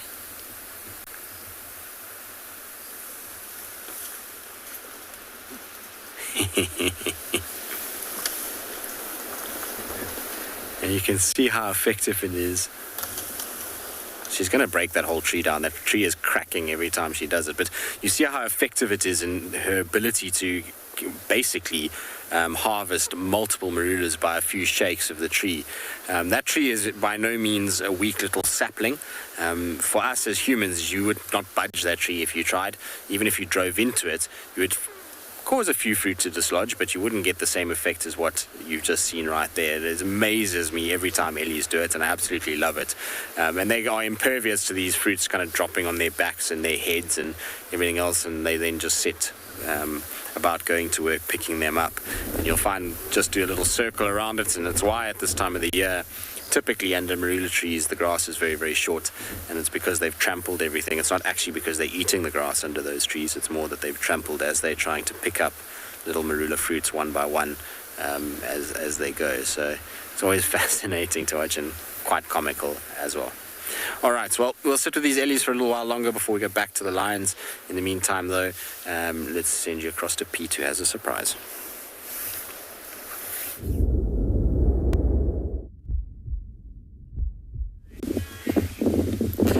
Welcome back to andBeyond Phinda, where we've found these three little zebra foals. They must have been just hiding amongst the herd earlier when we were looking at them, but so sweet. We've just been watching them suckle. Hopefully they'll go back and suckle a little bit more. But if you look at them, they're standing really, really close to mom. The one at the back, or closest to us, is even rubbing his ear up against mom. Getting a little bit of a scratch. Let's see, it's going down. For a suckle, often when mom's feeding or a bit distracted, she won't want him to suckle for too long, and she'll even maybe move her leg slightly, and that's just a sign for the foal that she's not that keen for it to suckle at the moment. But look at them, those two now, just walking away from us. Quite similar in age. They, really, really similar. Even the one on the right as well. Also quite a youngster, probably only a couple of months old. Look at that. One stallion there got a little bit close to the foal, and the mom said, "Hey, keep away." So these foals will only suckle for about 10 months, not too much longer than that, and after that mom will start to push them away and tell them that they need to start feeding more on grass. But at this stage they will be feeding on a bit of milk and a bit of grass as well. You can see those three youngsters quite nice, all in a row now, all just behind mom, or their respective mothers. They're quite a bit lighter, and also if you look just at the top of their tail, there's a lot of fluff there, a lot longer fur, and when they're born they're covered in that longer fur, and it just keeps them a lot warmer. Their body isn't able to cope with the cold just as well as the adults, so they've just got that nice layer of fur that helps them out. You can see the adults quite a lot darker as well. Seems like the mothers have been rolling in a bit of red clay soil or something similar to that. I don't know if you can see the one in the middle now, just scratching its hind leg. Just trying to scratch its hind leg there, and it looks like there's signs that it might have had mange at one stage. You can see on the face there's quite a bit of scarring. But this foal seems to have recovered quite well from the mange. It can actually be deadly if it does take over. And mange is just a skin condition that can actually affect the... Sorry, I just heard something. So it can affect the immune system quite a bit if it does get rather serious. I'm just trying to re-angle us quickly just because the wind is quite harsh.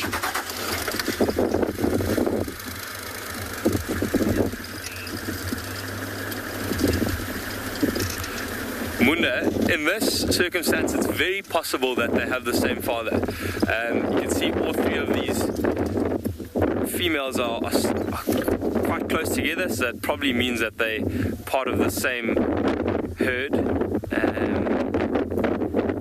And it's quite possible that all of them came into estrus at the same time, and the stallion mated with them. Unlike the wildebeest that we've been seeing, zebra don't have a particular time of the year where they give birth, so it's quite unusual to see three foals at exactly the same age, or within probably a couple of weeks. They can give birth at any time of the year. But it does seem like these mothers have timed their birth quite well, with just the rains coming and all this luscious grass enabling the foals to grow really, really quickly and get all the nutrients they need. Look at the one in the middle there, just trying to suckle a little bit now. Let's see if mom... Yeah, mom's doesn't mind it too much. You can see she's constantly on the lookout as well. She knows how vulnerable her foal is, and that's also one of the reasons that they will spend a lot of time with the other zebra and wildebeest, just with extra eyes out. They know that a young foal like this has many, many predators out here. Such a beautiful scene we have this afternoon. We're going to sit here for a little while and just admire this beautiful scene, and we're going to send you off to Tristan, who's got those elephants.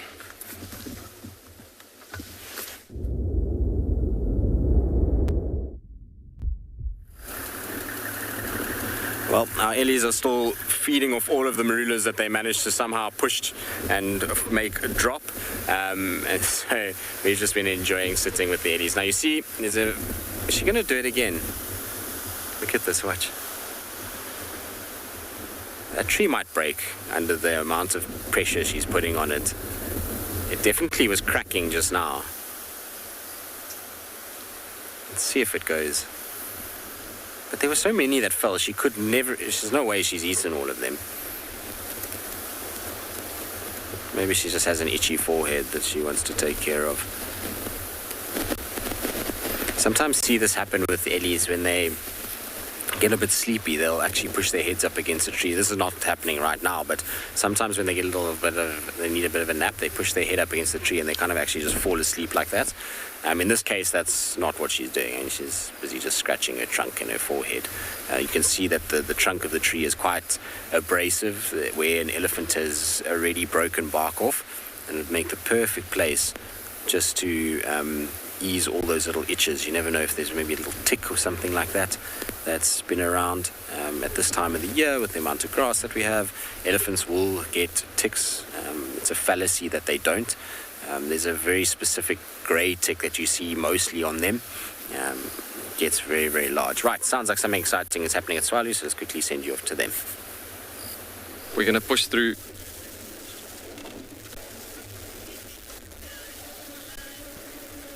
So welcome back, guys. You can see these lions have just got up again. Something caught their attention, and immediately there's hunting behavior flanking out, coming through here. You can see how these lions, these young lions, are all starting to spread out. And they were all just flat out sleeping, and the next moment it's suddenly just they're up and about to go here. And you can see they're all planning around this.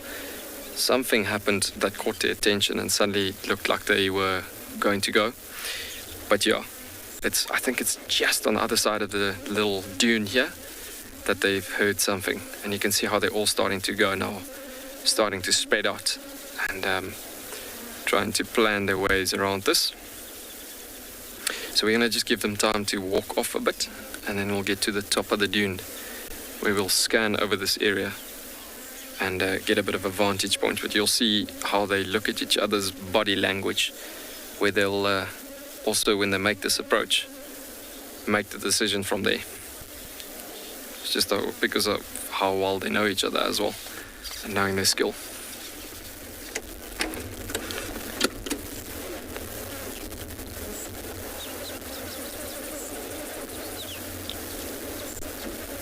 You can see how this young male is just scanning over the other lions and see they're looking for their movement. When they were cubs, they were playing a lot with each other.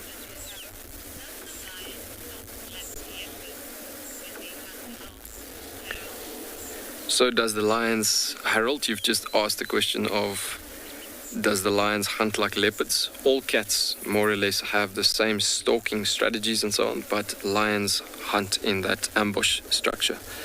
And so in that ambush hunting motion, typically with the desert lions, you get a proper ambush hunt as the prides becomes much bigger. So as I was saying, with the cubs as well, when they were cubs, these lions, they were all playing with each other quite a lot, getting to know each other's skill and knowledge and everything. And so now when they get older to this age, they know each other's ability, and this is how they read each other's body language in the situation. So I think we're just going to shift quickly to a better position and scout over the area and see what are they aiming to go for here.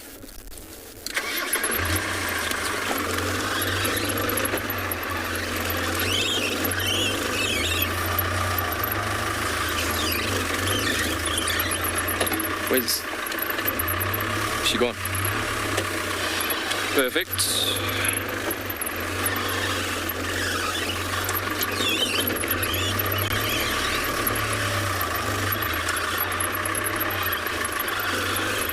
Okay, so you can see these lions are basically coming to the rise of the dune here, and they're all moving out and about.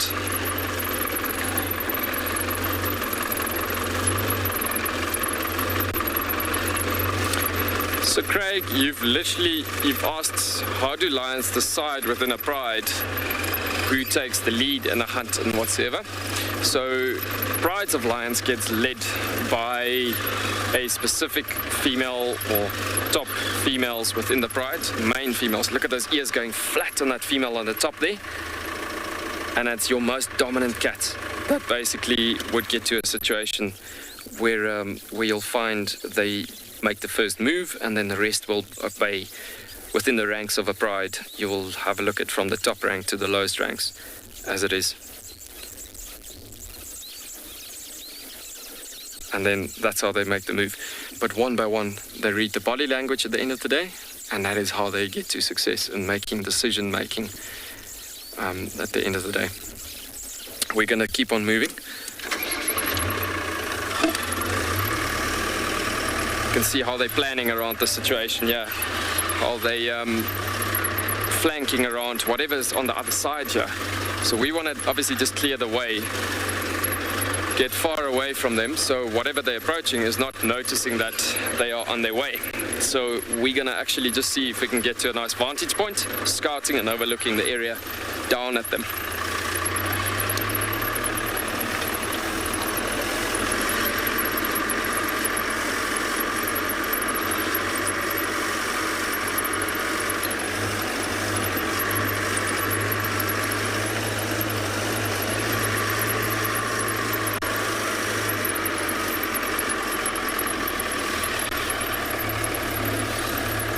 Original Dragon, you making a comment there saying they look very keen to hunt. I couldn't agree more. Once again, it's really looking good, these conditions. And I mean, the temperatures it's gone back to what it was earlier, being quite warm and everything. And as you can see, these lions have just flanked out from that sociable weaver's nest. And that's why the sociable weavers have just flown out from that position over there on that side. So they're coming through, they're passing through just behind that tree line. So we're going to just hang tight here and just watch, because we're going to get them approaching this area. Now I cannot see yet what they're going for. I can't see, the grasses are so dense in this area, so I can't really see what they're heading for here. But this is so cool that we're watching a live hunt happening in the Kalahari Desert. I mean, that is so special. So as you can see, Morgan's trying to find them there in the trees. There's one lioness coming through. And there must have been a sound or something that they would have heard in this area. Now we're in a very gorgeous vantage point here. And you can see they're coming through, flanking out in this area. So this particular lioness that we focused on now, she could actually come up to this dune top where we're standing on the foot of this dune top, and she might just scout and scan. As you can see, she's looking further down to the eastern sections, focusing down towards that side, possibly getting into a situation where she could get to a better visual of whatever they've been hearing coming into this area. Now the potential chances are that they could get into a herd bumping. It could have been a herd of red hartebeest, or could have been eland. Just judging, looking at the area itself, there's some fantastic sweetgrass species in this area, and this is what's happening in this situation.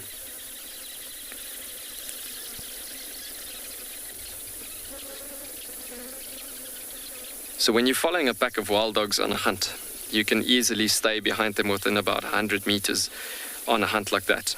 With cats like lions, you've got to keep your distance or create a bit of a vantage point for yourself so you can scout over the area. With dogs, they don't mind you following in a certain hunting sighting or so. But with lions, you gotta be a bit more clever about it, because it's just a different hunting strategy and technique that they're making use of as opposed to the dogs. So it is so much different as opposed to the dogs. And this is why we're making use of this technique, getting a bit of a vantage point over here. Yes, these cats are truly so big and so tall and such young animals. But you can see the grasses are still growing sort of like over the shoulder heights there. And that's pretty crazy, actually, thinking about it. These grasses, I mean, some of their lengths are actually about up to roughly my shoulder height even. It's crazy. So these lions are coming past the camel thorn trees here, just aiming for the top of the edge of the dune here. And you can see it's purely out of a decision that they made in the sense of wanting to get a vantage point, almost similar to what we're wanting to do here. And so as they're in this situation, they can scout nicely over the area. See how cautiously she walks over to the top and walks over the area just, well, to get a good viewpoint over the area. So she can't just walk over the top, because whatever they were hearing previously, they need to walk in a sort of a stealth mode so they don't disturb whatever's on the other side of the dune. Check out those ears going flat. And then she tries to listen again. I don't know if those animals have moved off, maybe. That they were just running through the area earlier on, and that might have been what they heard.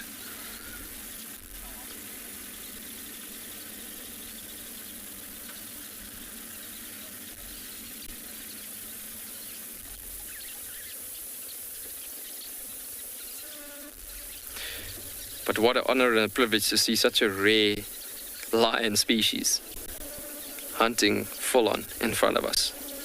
And as I've mentioned yesterday, lions can sleep for 16 to 20 hours a day to digest the right amount of protein for the next time when they actually get active again, to have the right amount of build-up on energy levels. So to have lions even active like this, walking in front of us, and on top of that, putting the cherry on the cake, being in a hunting motion, that is fantastic.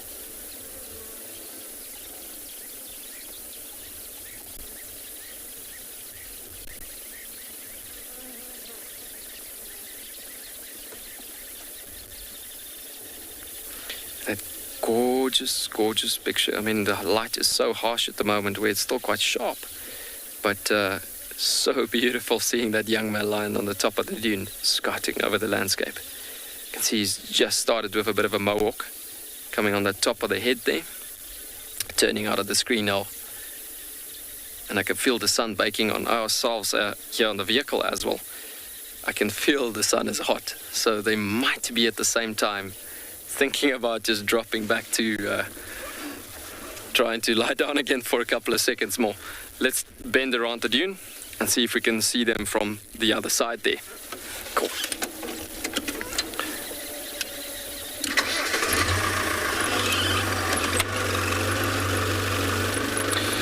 So we're going to send you over to Tristan, also with a Pride of Lions by the sounds of it, on a bit of a mission to possibly hunt.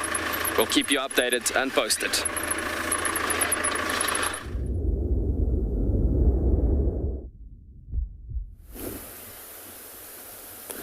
Indeed, we do have a lioness on a mission, and she is doing exactly what the lions in Tswalu are doing, and that is hunting.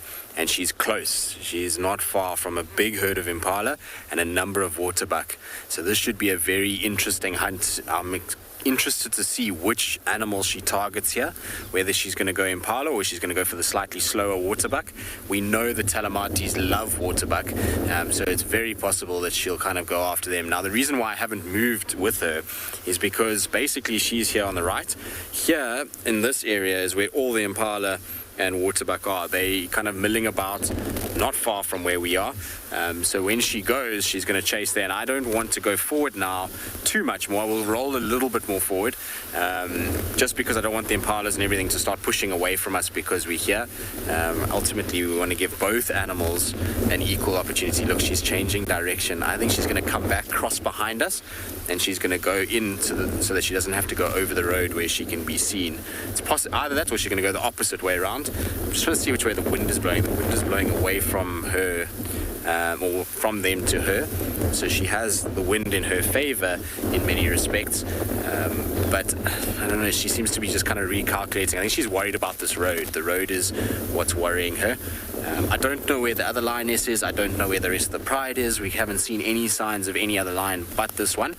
And what I'm hoping is going to happen is that one of the lions, either her or the other one that was with her just now, is going to loop around and then try and chase towards one another. It's what we saw when they hunted those wildebeest up at the dam cam a few weeks ago, is that they kind of went around and chased the wildebeest towards the pride. But in that situation, the whole was lying in wait. In this situation, You'll notice I'm not starting my vehicle, I'm just rolling slowly with the slope of the hill. That's so as to not really startle too many animals, but I also won't go much closer than this. Unfortunately, we're not going to have much of a view of her for now on this thicket. It's quite dense, and there's a reason why she's using that, is to try and negotiate her way to get a little bit closer to where these animals are. I don't know how she's going to get across this road, though. That's, for me, going to be the difficult part, I think, for her.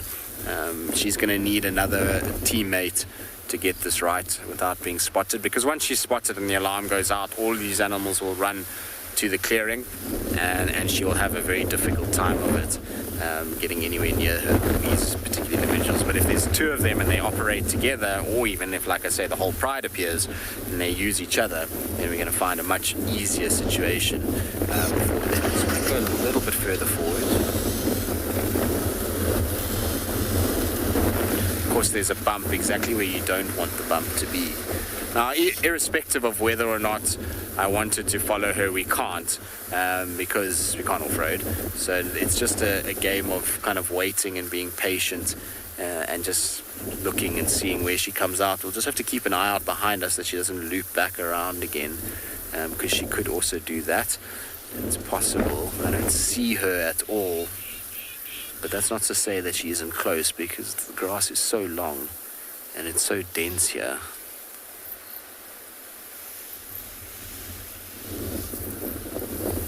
I wonder where the other lioness is, though. She must also be in this little area here somewhere. Let's just stop right here, because the impalas are right in front of us. And we have a fairly good open sort of patch here that if she comes through, we'll see her. We've got a view of the waterbuck as well. So we've got pretty much all elements covered here if she does decide to go. It's tricky when you can't see them, because you can't judge whether they or not they're going to come bursting out. But normally with lions is that they like to get really close before they go. Much like a leopard, they try and close the distance as much as possible if they're on their own.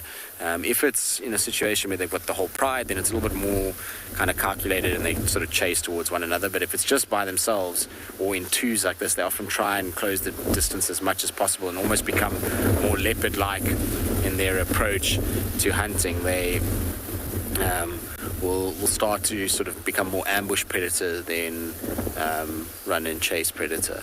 Also depends on what they're hunting. You know, impalas are fleet of foot, so they need to be a little bit more kind of aware of that they can't be too far away when they chase impalas. Things like buffalo, there she is there. I can see her, she's facing the opposite direction completely.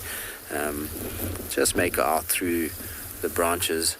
I think she's wondering where the rest are, so she doesn't want to hunt until the rest arrive. I don't know, maybe that's what it is, or she's just worked out that there's no way to get close to where these impalas are without being spotted. There's one impala that's walking straight to where she is, basically. So if she turns around now and actually spots the impala, she'll pick it up. You can see they're walking on the road. Can't see where she's gone now. She's disappeared from my view.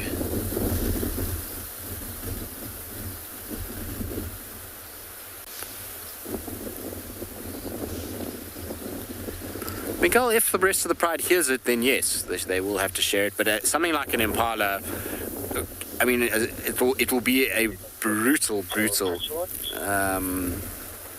kill, because when the pride arrives and there's that many individuals on a very small carcass, there's just fighting, and essentially, and this is going to sound really bad, but little bits of impala go flying.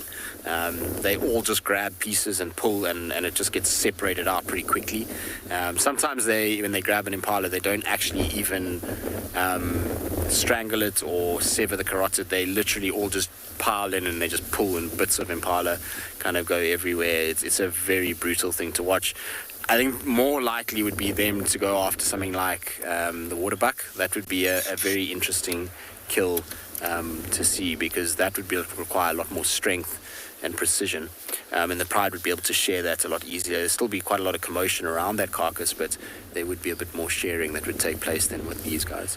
Let's just go slightly forward, because the impalas have already crossed the road now, so we don't have to worry about us pushing them off. I'm just trying to see if I can get a better angle where I can see her. There we go, she's there, she's going straight towards these impalas. Let's just go forward a little bit. So we have a bit of a better view. Unfortunately, also, this is the boundary between Chitwa and Little Gowrie, so we can't actually go on this road. So if she does grab it behind those bushes there, that's going to be a bit of a fail. But I'm hoping with the way that she's going, that she's going to chase back towards us, and we'll see them kind of run in this direction and her grab it. But the last time I saw her, she was walking straight to where these impalas are going right now. She was kind of cutting them off and just lurking on the edge of the road. When the waterbuck are going too, I wonder if she's going to be patient enough to let the impalas go and rather go after a waterbuck, or if it's going to be because there's only the two of them together right now, that an impala is going to be more fair game than waterbuck. I don't know. Be an interesting... You know, they are opportunistic, so anything that they can take, they will take. I have a sneaky suspicion, though, that this is going to happen out of our eye line, which is not going to make me that happy. It's kind of tantalizingly close. I also don't want to move too much because the waterbuck are a lot more sort of skitsy than the impalas. Scarybook, you say this is so interesting to watch. It is very, very interesting to watch. Watching the relationship between prey and predator is so fascinating. It's such on a knife edge all the time. Obviously, we know that prey animals typically do much better and they evade predation a lot more than what predators are able to actually grab things. But it's a fascinating insight into how difficult it is for survival. And we were talking earlier that conditions like this are big drivers of predator to prey interactions. The lions know that they can move around a lot more openly without being seen because of the movement and the noise of the wind. It makes life a lot more tricky.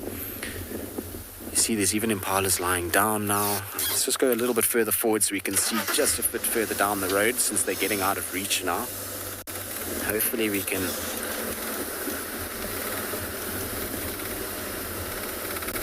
Alright, so I think that's going to be our best bet, is just to sit here and wait. That lioness can't be far. She must be within 20 meters of these guys, but on the opposite side of the road to what they are. So they're on the left side, the lion will be on the right side. Hopefully, for the lion's sake, there's another one that's gotten around the back and will push these guys back over the road into the path of that other lioness. Or, for the prey's point of view, you'd hope that then that lion gets spotted. So it just depends on which fence you sit on. For me, these kind of things are always filled with mixed emotions, because as much as you want to see the whole hunt and or the strategy and the whole kind of experience of it, watching an animal die has also got its kind of, its hard parts to it. So it's a bit of a mixed bag for me when you see hunting like this. As much as it's amazing to watch, it also has, that sad element to it as well. Frustrating part here is that we can't actually see where the lions are. It'd be so much easier if I knew where the lion was in relation to them. It would give us a much better idea of how close she is and whether or not she's even interested. You could see she was looking around for others. So maybe she just thought, well, I'm on my own. I'm not even going to attempt this. I'll go and find the rest and then come back. I don't know. She kind of was moving away and then spotted them and came back again. And so who knows? She could be anywhere in this little section now. The last time I saw her was kind of moving from right to left towards the road itself, and I've lost visual of even the impalas now. Just do a slight move here just to try and see if we can keep up with where these prey animals are. Because if we can see the prey animals, then we are at least winning. We have an ability to, so they're still right on the fringe there. But you can see they're also very much aware of the conditions. They're jumpy, but they have been all day. It's not like these guys are jumpy because they've picked something up. They just know that there's something around, and with weather like this, it's very possible that they're going to be hunted.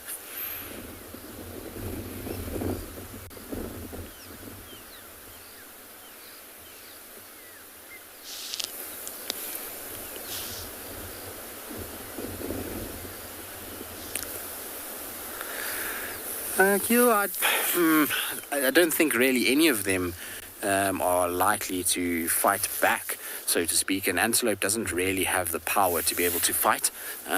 They are in a situation where once they tangle with a lion, they really kind of have a tough time. But eland, I suppose, sable, they will sometimes have a go at lions and try to chase them off. Obviously buffalo, if you want to count buffalo as a part of that whole process. Unfortunately, there's a car that's come down the road, so these animals have all moved off now, which is not ideal. But yeah, I mean, if buffalo are part of it, there's the lioness now. I can see her. She wasn't as close as I thought she would be. She's a little bit further away. She's just kind of straight in front of us at the moment, under a bush. But yeah, if buffalo are in the equation, then buffalo. But otherwise, most of the antelope species just don't have the power to really try and fight with lions. Their abilities to survive is to get away from the animal, not to fight with it. So you'll find that their flight is far more of a safety blanket than fighting. Ultimately lions are far more equipped than an antelope is to fight. They've got claws, they've got teeth, whereas an antelope, it's just got the horns which are on the front end. And so if a pride of lions gets onto the back end or jumps onto the rump, they don't really have much of a chance.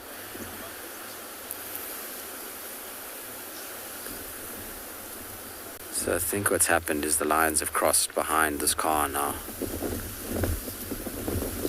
The antelope are coming back towards us, so that's always a good sign, because hopefully it'll mean that they start to move in our direction. They obviously are following the antelope themselves, and so if the antelope are coming towards us, so the lions will come as well.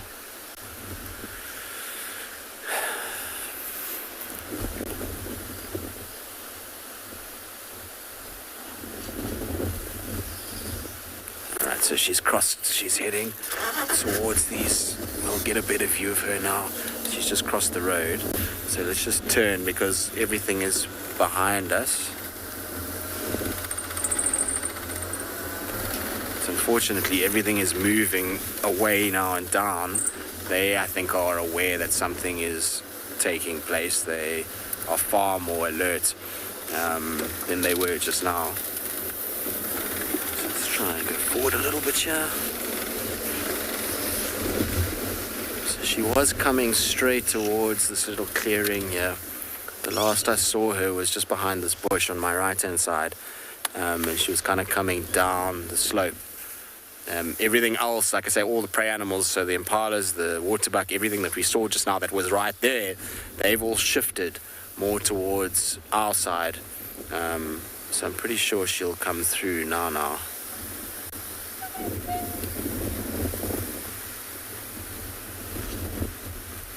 Yeah, they're still there. You can see there's a vehicle that's busy off-roading. I have no idea why vehicles are off-roading at this time. We've had so much rain. That's the recipe to get very, very stuck very quickly. Just trying to see if she's coming down more this side to use a little bit more of a thicket to cross the road.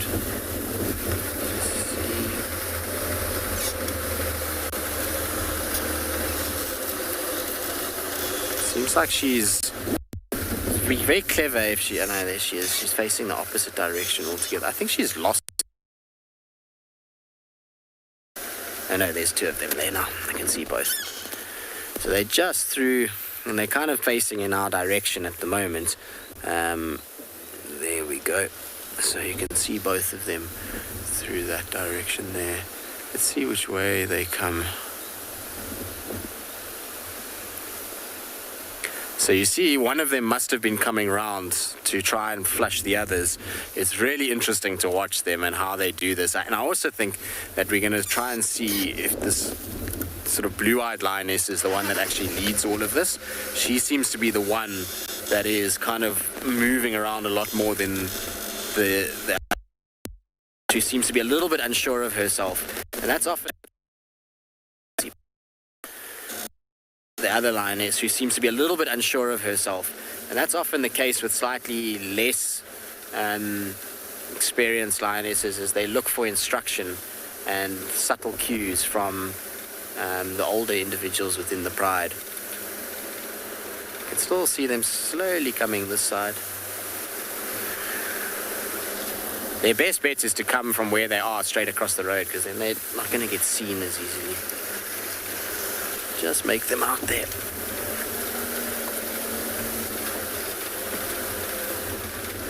Alright, so I can just make out one of them coming in this direction.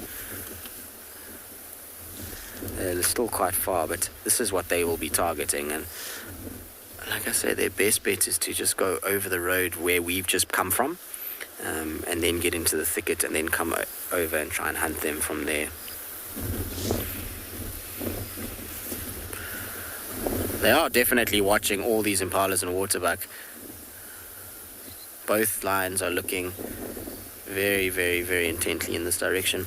Like I said, it's a bit of a shame that the whole pride isn't here, because if all of them were here, I suspect that we would have seen a chase already by now. It's a lot easier when you've got 11, 12, 13, 14, 15 of you than just one or two. It's a nice kind of view of the one lioness now, just straight through the kind of gap. Maybe just roll forward slightly. Well, I can have, it's always weird with the camera how different the view is from the camera and from where I am. Just make her out behind the foliage there.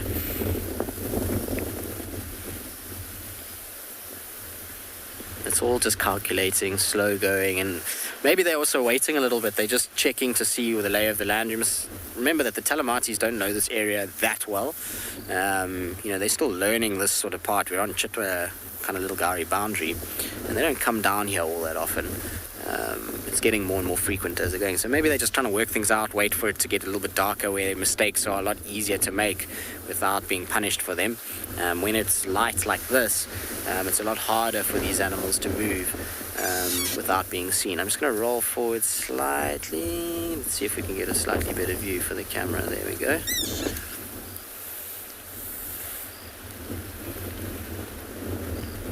Isn't that cool, the way they kind of got their heads sort of low over the grass and stalking forward?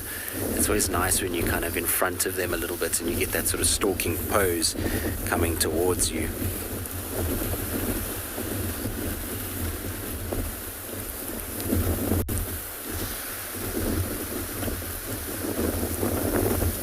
Awesome.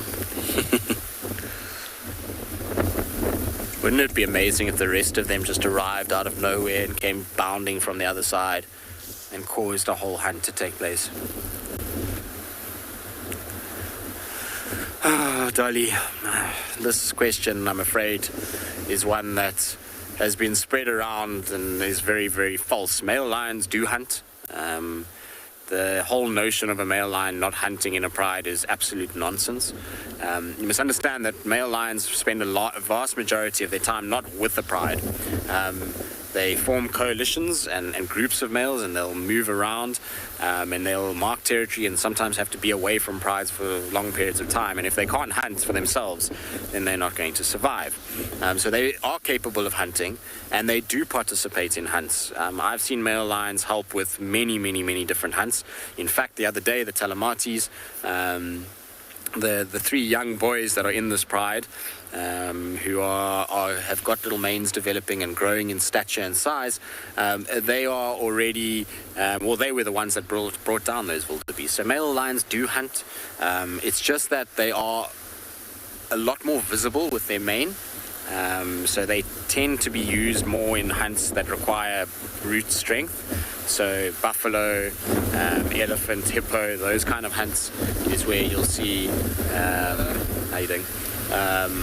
male lions getting involved.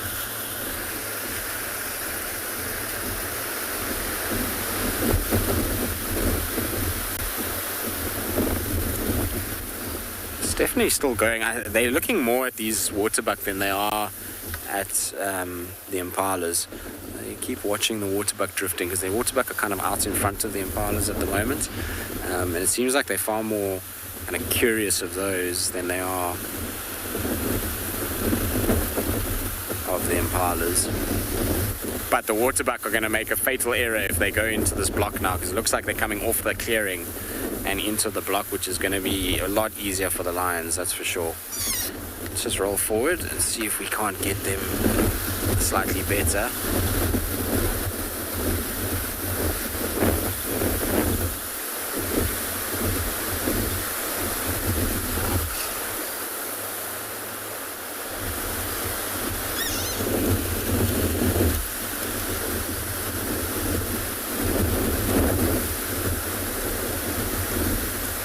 See, it's just a constant readjustment, recalculation. They're constantly working out where they need to go, how they need to do it, where is going to be the best suited place for them to be able to launch an attack from without being seen. It's a constant kind of chess game that takes place, and as you know, the waterbuck moves, so the lions respond, and you're constantly seeing them kind of turning, changing direction, and sort of approaching. Then they'll turn, change direction, reapproach. And especially with wind gusting like this, it's going to be a constant game of turning and reapproaching until they can get an accurate sort of angle on them. But anyway, they're kind of far now from the waterbuck. They've gone a lot further away than they were initially. So we'll just kind of follow them and see what they get up to.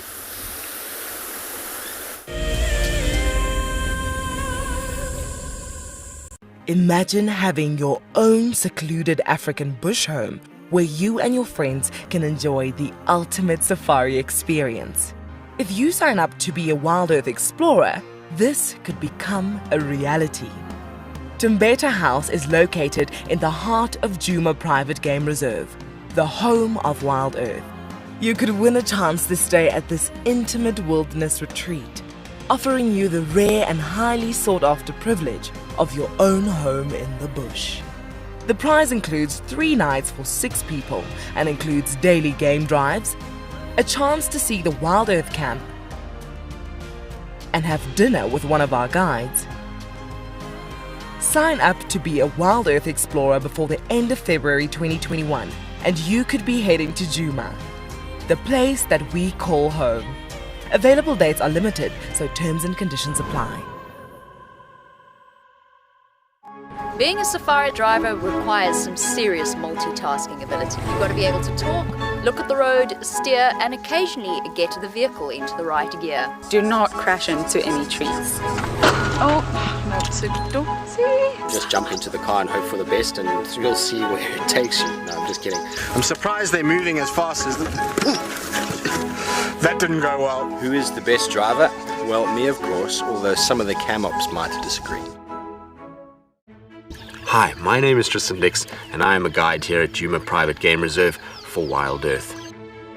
We love connecting you to the African bush, and we always look forward to all of your questions. If you want to ask a question on WildEarth, you'll need to register on the website. Once registered, go to our live safari page and submit a question below the live feed. Catch up with me on WildEarth. We have a baby pangolin. A baby pangolin. This is off the charts. This animal is about from your fingertips to your elbow. That's the total length of this animal. This is unreal. This is unreal. This is unreal. This is like now my 4th Christmas in a week. We should do this more often. Tune into WildEarth every single day. It's in your nature.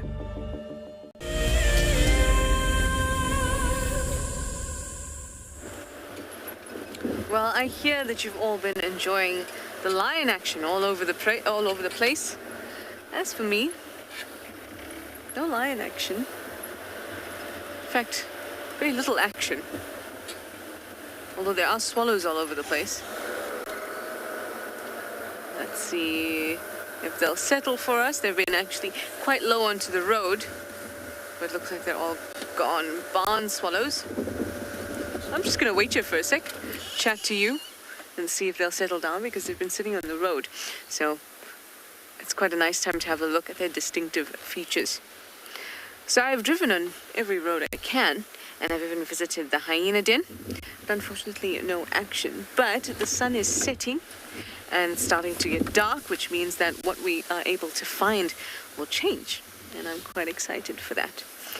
I found today at camp, these swallows are just not giving Darren a chance. I found today at camp the jawbone of a civet. By the way, looks like they're not going to comply our swallows. We can keep driving while we chat.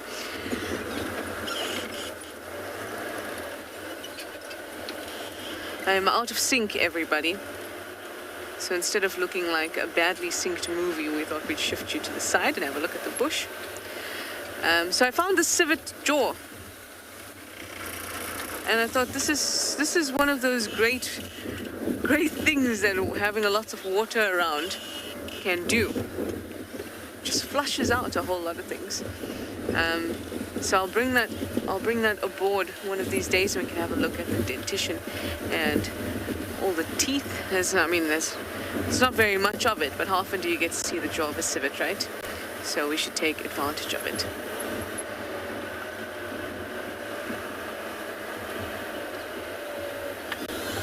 Well, I came back to this spot hoping that the elephants that we saw earlier would be around. But not. But that's okay. You can still enjoy the elephants because Pete's got some.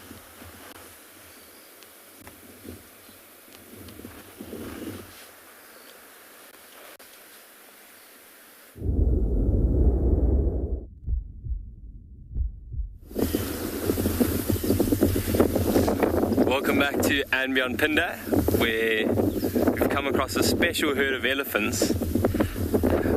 I say it's special because usually in this area on the reserve we don't actually see elephants too often. On Phinda we separated into kind of two areas, the north and the south, and the north of the reserve is a much better area for elephants just due to the vegetation types. But since we've had so much rain, with all this beautiful luscious grass, somehow the elephants knew just to come down and enjoy it. So they've been here for a few days now, but it's really, really awesome to see them in this beautiful open area like this. Look at them just slowly moving and slowly just feeding as they go.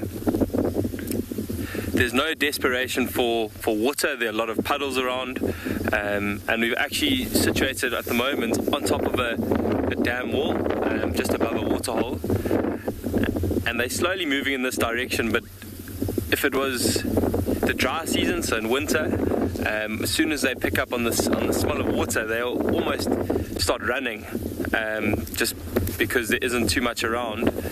But you can see this time of the year they're very satisfied with just slowly going by and feeding. Those beautiful females on the left now. Such a nice dark color.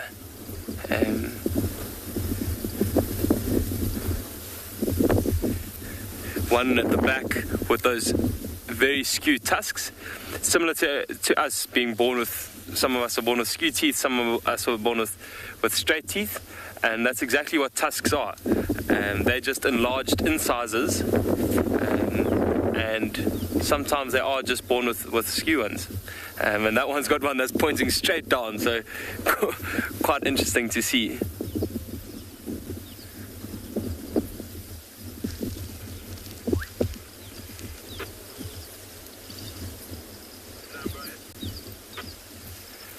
I think if elephants could smile, these elephants would be smiling right now. They seem to be loving this green grass.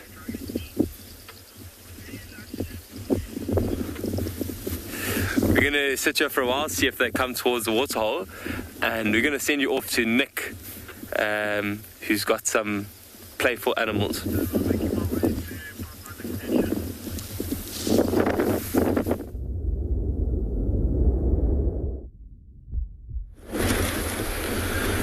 Welcome back to andBeyond Ngala. We have made our way back into the eastern part of the property, and I'm sure for some of you, you'll know this well-known waterhole that we have come to called Clara Dam. And it's quite beautiful at the moment. I don't know if you could all see the ripples coming off the water from the amount of wind that is gusting from a southerly direction. I've never seen this amount of wind at Clara Dam. It really is quite beautiful. There's lots of birds around, and there's also a couple hippo that have come or that have been in the water for the most of the day. They have just gone underwater now, so he's just waiting for some to, there's one that's popped his head up at the back there and back under. And you can see these ones right here below us. There's a young calf here and what looks like it's mom or a female hippo. And there is a much bigger one. I don't know if you can see how much bigger that one's head that just popped out was. So I think that might be the territorial male or bull that lives in this watering hole. And you can see how they're going up and down, up and down. I think it's because we are quite close to them. We must be maybe 20 meters away. So they just keep coming up to have a bit of a look and just to see if we are still here and if we're moving. A little bit wary of us. Quick thing, Djuma. We're heading over to Djuma quickly.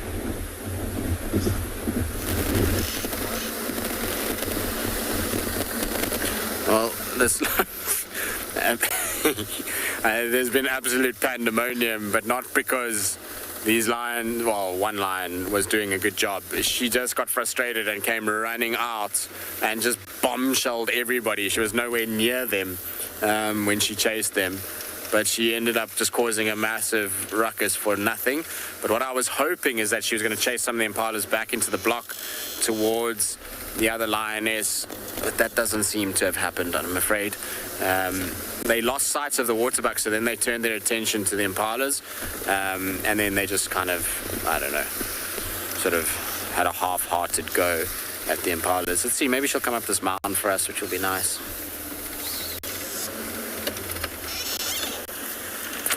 I've had a lioness on this mound before, but a long time ago. Maybe she'll have a drink of water instead. So it wasn't the individual that has the blind eye, it was the other one. You see, she's still kind of looking down towards where the water is. I'm sure she's trying to find the other lioness that is around. A beautiful girl, though. Fortunately, she's going to cross into Little Gari shortly. She's going to go into her own little area. And off she goes.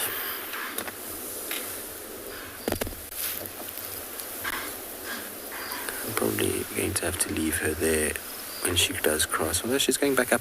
Maybe they'll head back to the rest of the pride. Like I said, the tracks are not far from here. The rest of them are, where the tracks were was kind of north of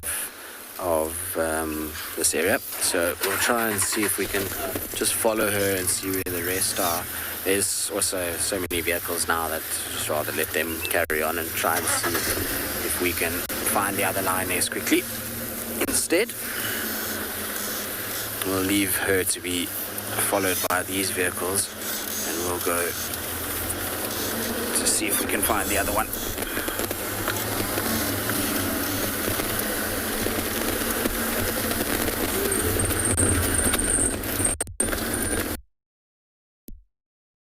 Here somewhere. The last time I saw her was just in front here. There's a parlor there. Alright, well, while I try and see if I can find the second lioness, let's send you back across to Johan with his lines.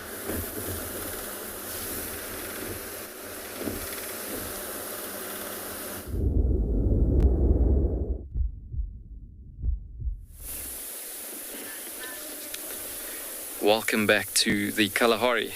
Look at that fantastic, beautiful animal. And as these guys have just reached the beautiful dune top here, they've been scouting for the last 20 minutes to half an hour, still very attentively looking over this area.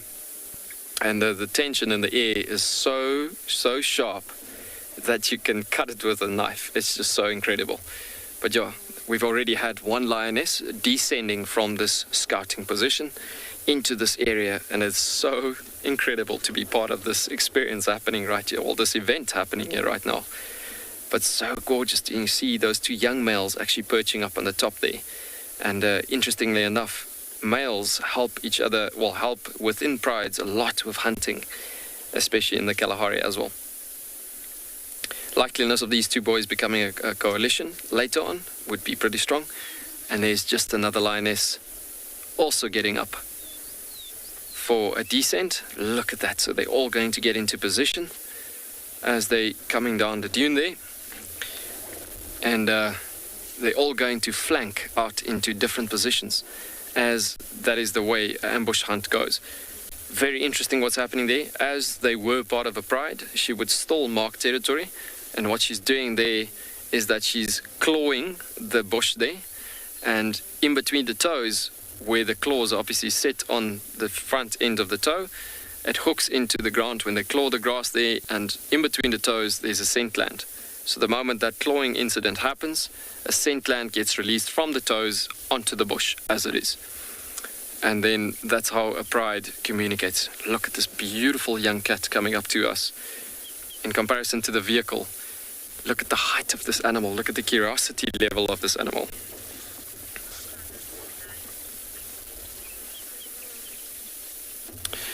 So there was a question coming just now saying or asking, are Kalahari lions bigger than the lions of all other African lions? It is actually, you get them bigger in height, taller in height specifically, because these lions are built in stamina. So it's rather large, tall animals. It's not always to do with the weight and the stockiness, but it's actually to do with the height, because as you look at the beautiful thick sand on the dune top there, it is quite tough walking over these sands. So even big feet as a strong adaptation to walk and hunt over environments like this. You can imagine lions needing to reach speeds over 90 kilometers an hour. They still maintain that, being a desert lion, in this tough surfaces with the thick sand in this environment. So if you think about this, so special to see such big cats, but they're still very young, but already the size almost of some of your full-grown African lions that you get in Africa. Nice yawn. So most of them are actually starting to get into position for this hunt, and still focused on the same area. As you can see, that male on the top, still focused on the same area down below. I could still not see what are they focusing on, but the focus is still stayed and remained on the same position. See how the male smells the same position where the female has been smelling, and previously earlier on the show there was been spoken about the phlegm and grims, and that is exactly what happened there. So that lioness was most probably representing on the urine and the scent, between the scent glands and the toes, that she's keen for this hunt, and this is what is the plan for the rest of the afternoon, and this is what she's saying to them. So he's just reading the messages constantly. So we're going to link you back to Tristan, as her lioness is back on the move again as well.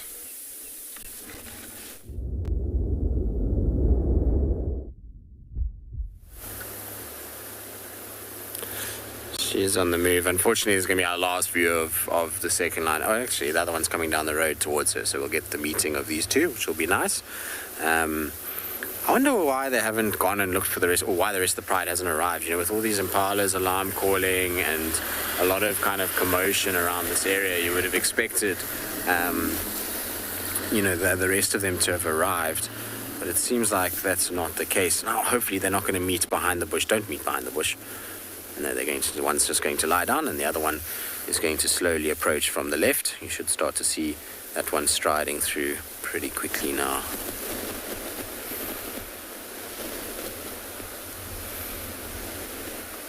I wonder where they're going to go from here. I wonder if they're going to head back up towards Djuma, or if it's time just to lie down. I mean, it's amazing how they disappear in this grass. It's a crazy, crazy thing to see when they sit down on the road, how quickly they disappear from view. Let's see if she comes back our way. Still watching these impalas. It's not like they've given up, and they will give these impalas a torrid time. You know, they'll chase them the whole evening. Unfortunately, let's move so we don't have these cars in the back. It just seems like we are having a constant struggle this afternoon with vehicles bombing in the background. So we'll just try and reposition.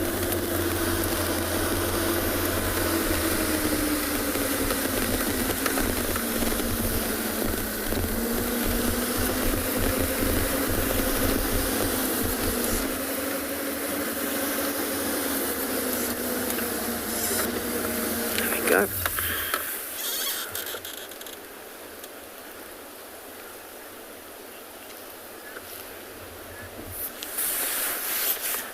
Okay, Katie, yeah, I think so. I think the conditions just dictate that it's so good for them to be hunting that they're just going to keep going until they find food. It'll just be a constant up, down. You can see that they are hungry. It's not like they're full. So I think they're going to try their very best to find as much food as they can during the course of the night. And maybe what they've decided is they had a crack at it now. It didn't really work. One's just shifting because she didn't want the other one's bum in her face and tail. And so maybe they're going to just have a little nap now and have a little rest and then wait for it to get a bit darker. And once it gets dark, then they'll have another go again. They know that there's going to be lots of animals around here. Between this open clearing at Chitwa Dam and the airstrip on the backside, you're going to get a lot of impala and waterbuck, nyala. There'll be a few different species of antelope around. So the hunt is not finished in terms of the overall hunt. This particular micro section of the hunt is, or I suppose this hunt is finished, but this hunting session is not finished for them. They will carry on. But you can see how difficult it can be to track these guys. This is where we started in the beginning. They've gone back round and about 3 times.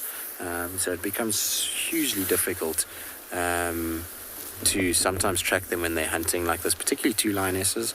When they go up and down like this, it can be really, really tough to find them. But luckily, these 2 have been pretty close to the road most of the afternoon. We haven't had to worry too much and haven't seen them sort of heading off into the thickets too regularly. I mean, it's been a pretty epic sighting, all things considered.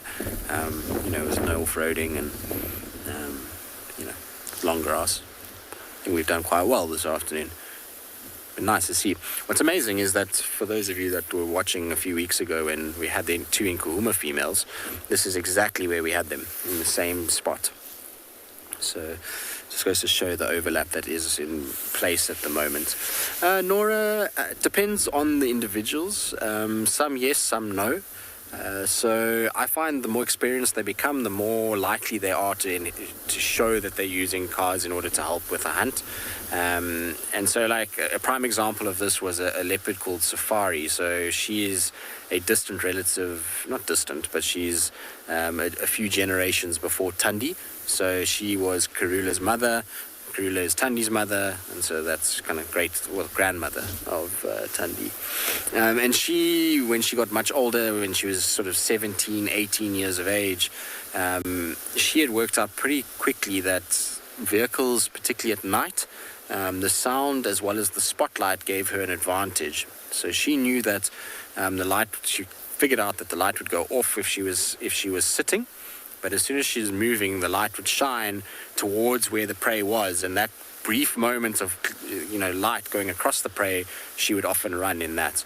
But it was amazing to watch her. We used to sometimes have tracks for her, and you used to drive morning, afternoon, find nothing. And then as soon as the nighttime would hit, you'd drive down the road and she'd walk straight in front of you. And she would walk in the road and walk in front until you got to impalas. Then she would just cut off and she would sit down. As soon as she sat down, then she would start to kind of wait and wait for the impalas to come closer, and the vehicles would all stop. Then she would get up and she would move if she wanted to reposition, and she knew that all the cars would start, and so she would wait until the cars kind of were moving, then she would move with the cars to get closer. So she got very, very good at using cars in order to hunt. So I find more experienced females typically are the ones that are going to use cars. The younger females don't really, or younger cats, should I say, not females, males and females do it, are not as worried about it. How epic is this though, to have lions walking right past the car? Girls, are you going back to Djuma now? Looks like they might. This road goes straight back up to Djuma. They might cut across though. There's another road that runs sort of east-west from where we are right now that they might take if they want to hunt a little bit more on this open clearing. Otherwise, if they want to go back towards the Pride, straight up this road, not too far from here is where we had the last tracks for the rest of them. Excuse me. All right, well, we'll stay with them as long as we can. Hopefully they don't cut off into one of these blocks, and they'll stay on the road for a little bit longer. Well, and yourself?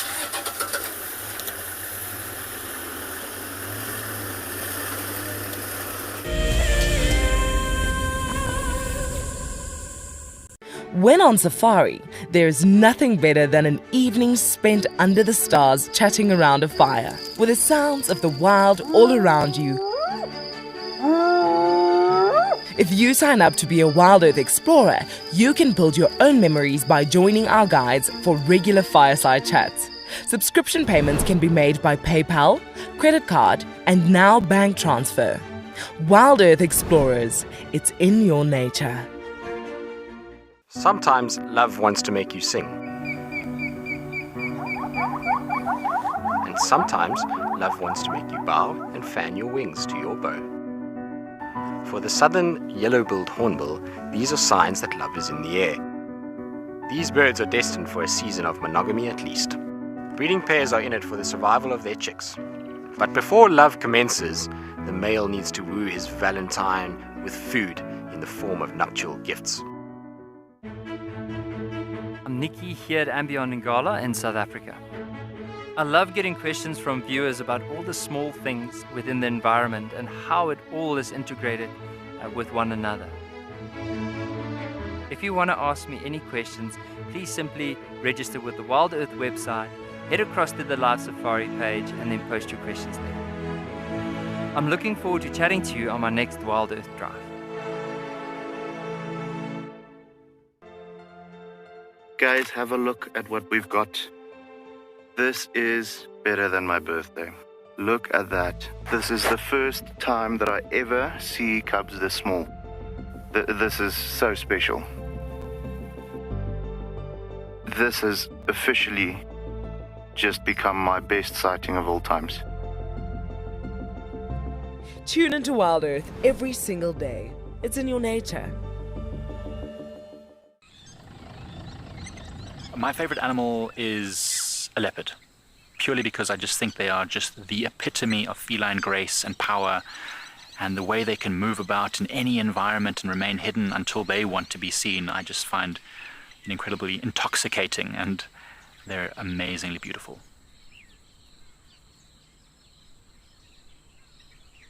Catch up with the guides daily here on WildEarth.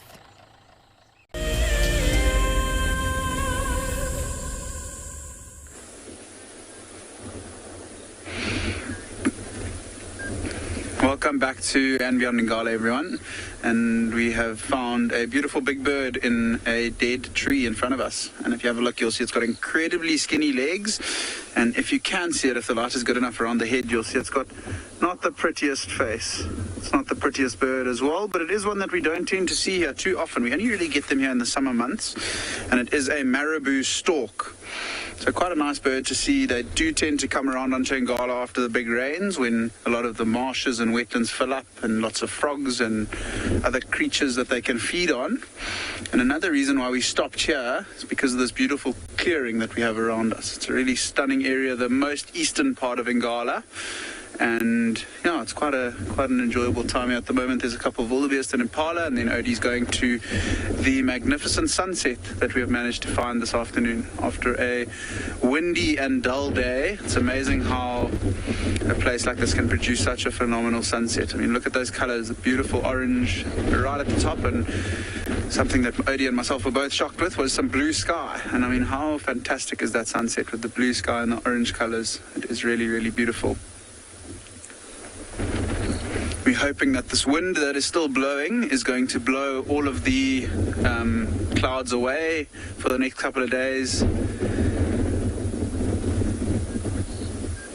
And yeah, really hoping that the sunset does all blow away.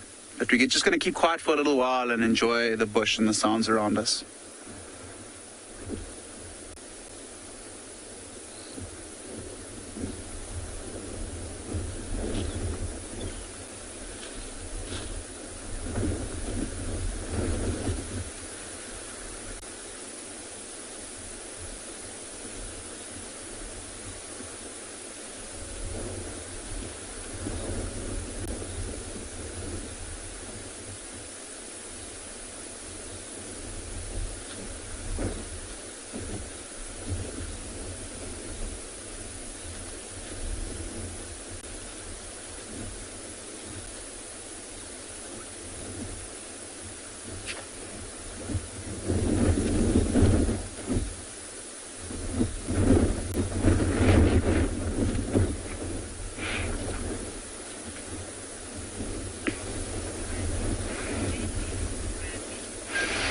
It is a absolutely spectacular view, isn't it, Randy?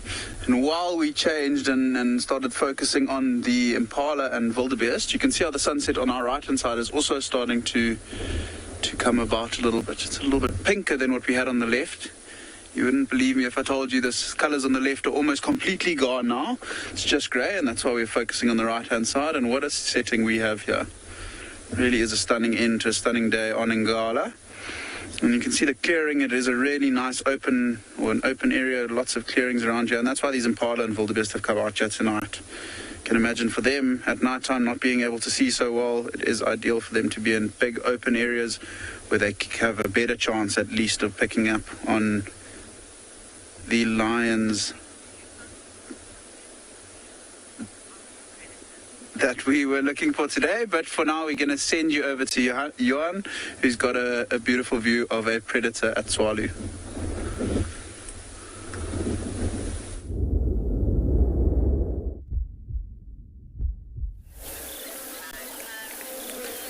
Welcome back to the Kalahari. Look at this gorgeous lioness, as she's one of the younger ones that just stopped on one of the edges of the bushes, where we followed them on this hunting motion. You can see how she's just trying to figure out, looking at where the other lionesses are at, and thinking what's her next move and what she needs to do next. Now they've come up to an area here which is potentially going to mean they're going to maybe have to re-strategize, thinking about a different plan, because the area is becoming a bit denser in front here, and so they're going to have to maybe rely a bit more on hearing and smell rather than sight. So you can see she's trying to think what happens and what needs to happen up next now, as she's trying to figure out what's the next move. It's so beautiful and so gorgeous seeing this young lioness trying to figure out what needs to happen. So let's say they don't succeed before sunset and this goes into nighttime.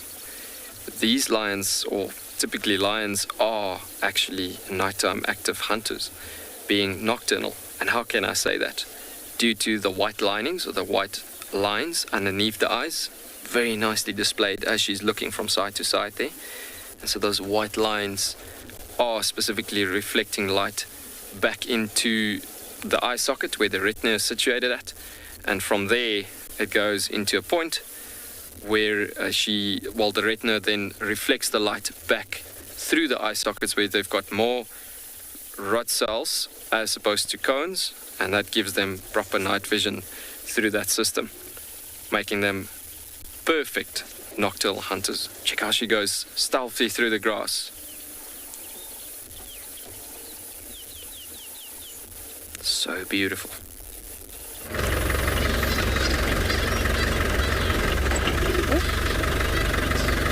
Good evening. It's a bit of a late start for us here at Pridelands this evening, but we of course come to you with a leopard.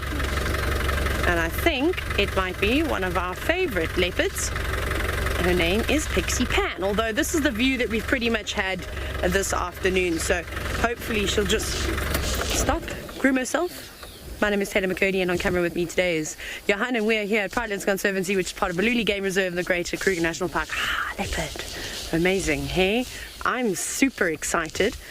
I have a strong feeling that it is indeed Pixie Pan. I got one glimpse of her face, and she has beautiful blue eyes and a tutu spot pattern.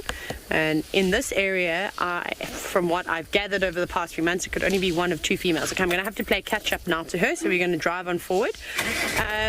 So the two females that it could potentially be, just with, marking, territorially marking, which is what she's doing down this road, is Pixie Pan, or her sister, the Des Moines female, but she's got a very interesting spot pattern, one of which consists of 5.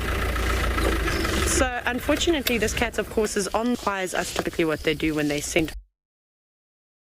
mark. Hey, look, there's a scrub hare running down the road. Come on, girl, you can do that. A little snack.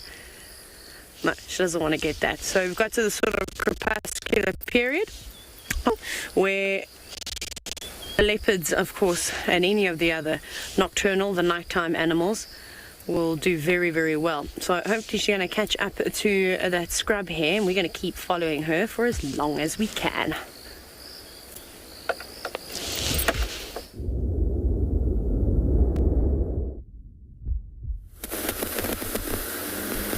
Well, how exciting is that? It seems like a parallel universe that Taylor has a leopard and I have a lion. It's the complete role reversal to what normally happens. Taylor loves lions a lot more than I do. And I like leopards a lot more than she does, but I'm so excited for her because I know how excited she gets whenever she sees them on Pridelands. As you can see, we've been left alone because we've crossed back onto Djuma, thankfully. I know it's the wrong thing to say, but it's true. I like to be on our own when we have these sightings. It always makes life so much easier. The other nice thing is that I'm hoping they're heading straight back to where we had tracks, and so maybe we're going to get a nice meeting up of the entire pride, which is always a good thing to see. There's so much kind of talking that takes place, and you get all kinds of movement and playing, and it's always fascinating to watch lions come together. And I'm looking forward to, hopefully, if they do come together, maybe they'll even start to roar for us. Can you imagine the whole pride if it starts to roar? That'll be really, really cool. We know there's a male lion somewhere here. Maybe if he starts to fire up, that'll get these girls going, and eventually we'll get everybody just kind of calling.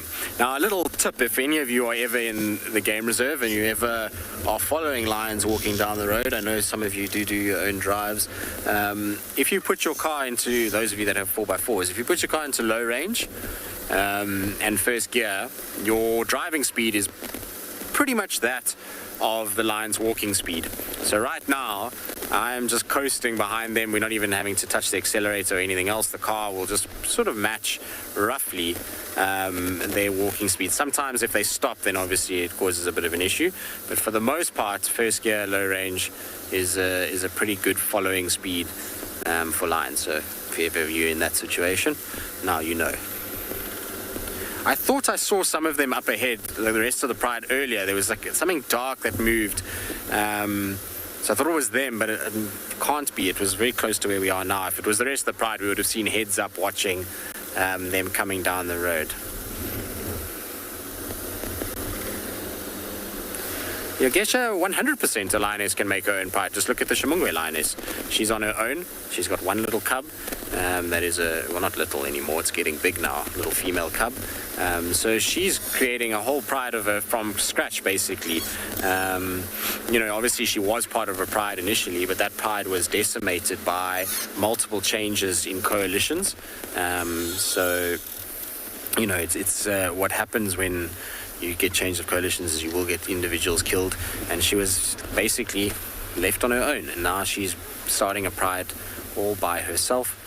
Sometimes you'll see even splits where a lioness will go off on her own and just start her own pride. It's not common for a lioness to split off without there being a reason, so without there being pressure from males or a death within the pride, but it can happen.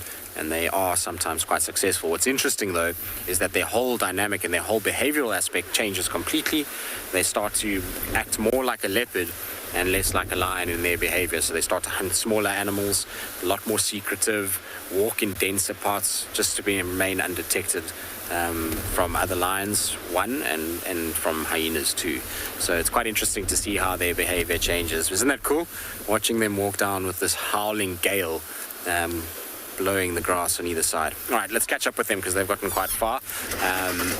They are moving pretty quickly away from us. So now it brings up an interesting debate because we've got obviously a huge amount of wind today, and we often have this debate, and there's been a few guides that have kind of stated different things, and I mean, it's been a healthy argument that we've had even here on WildEarth with various guides, is that do cats walk into the wind, when they are moving and when they are hunting? Now, currently, they are not moving with the wind. They are moving with the wind. They're not moving into the wind. But if we take that they were hunting just now, which way did they walk? They walked south into the wind. So the kind of premise that I always hold is that if they're hunting, they're going to walk into it. But if they're just on a territorial patrol or trying to find the rest of the pride, then the wind really means nothing. But if they are in hunting mode then they're going to often walk into it just to make sure that they are constantly being able to pick up any sort of scent that's in front of them. There's a whole bunch of impala in front of these guys that's going to bombshell now. That's what I obviously saw, was not lions, but a whole bunch of impalas. Unfortunately, the impalas have just seen them. You can see how she's sitting upright. With this wind, I don't think she could actually hear them or see them. It's so windy and there's so much movement. I only just saw them right now as they bolted off. I don't think she was able to pick them up either, the lead lioness. Oh, I'm hoping that they all meet up. It'll be so cool if we get everybody together.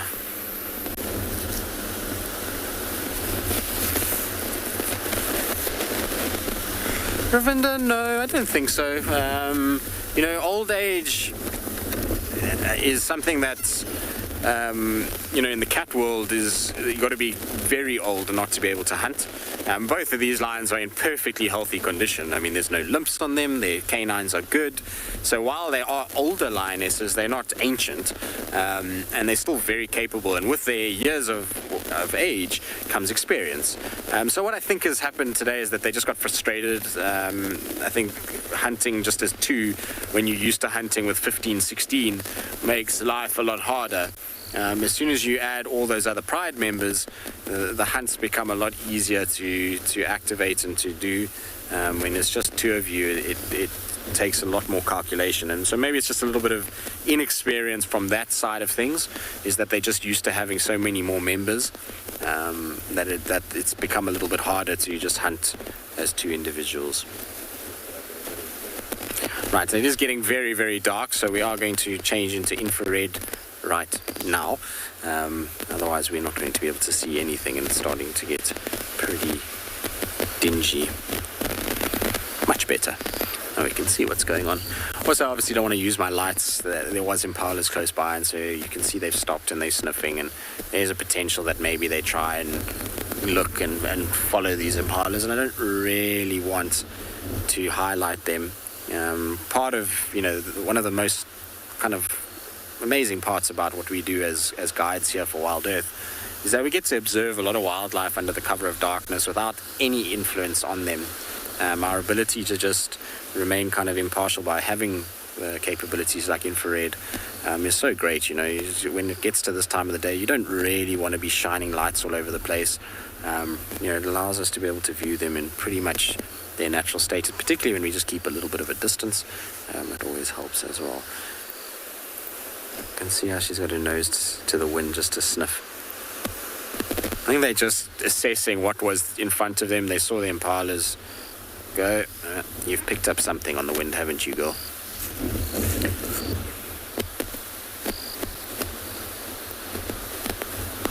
Whatever it is, she's interested in it again. It's amazing. We're literally going to be turning around and going back the way we just came, essentially.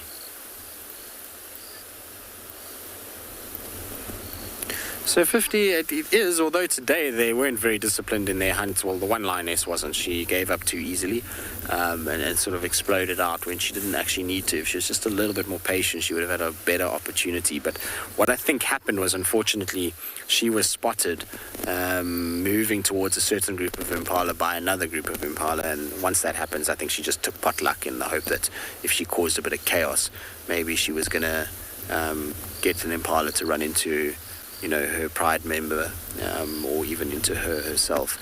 I'm just trying to see where she's going. She's very interested in something. And the one on the road is obviously still sniffing. The other one is striding off into this thicket now. That's not ideal.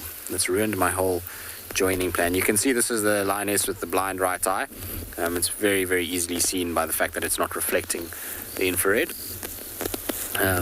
You don't see any sort of shining from that right side. It's just a blank eye, which indicates that there is very little in the way of sight through that particular eye now. Oof, unfortunately, the other one has gone way into this thicket. I can't even see her anymore. She's heading more east now than south. So I think when this one goes, we're going to unfortunately lose them. There's no real roads close by here. This is quite a big block. see what happens though. Let's see if this lioness joins her. Maybe she'll just stay on the road and the other one will eventually come back once she works out its impala. She could also have smelt something like a wildebeest. She could have smelt zebra. She could have smelt a waterbuck. You don't know. Well, we don't know. They'll know. There's definitely something that interested her.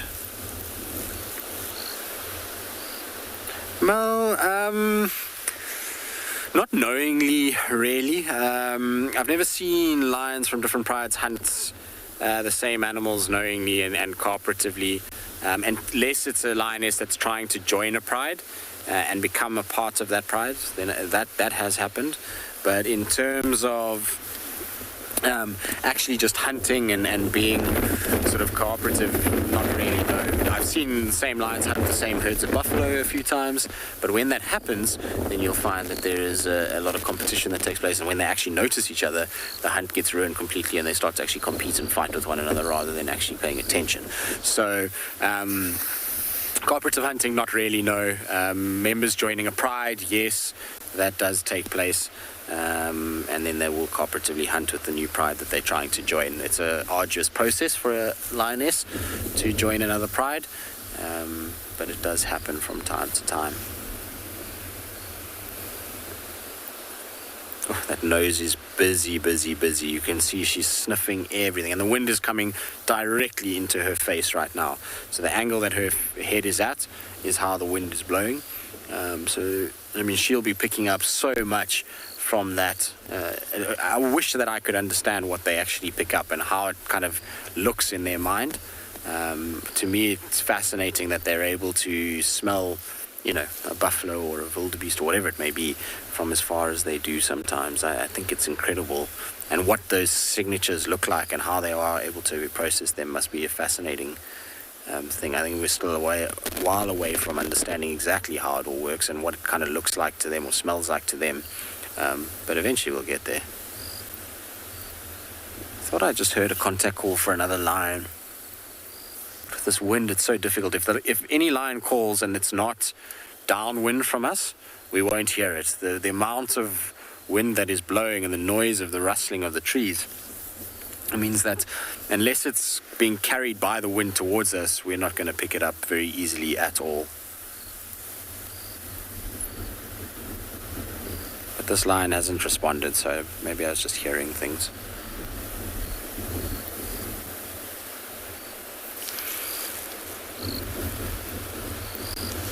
Alright, well, I'll sit with this lioness. Let's see where she goes and see what she gets up to, if she joins the other one, or if the other one comes back, or if the rest of the pride shows up. In the meantime, let's send you across to your hunt.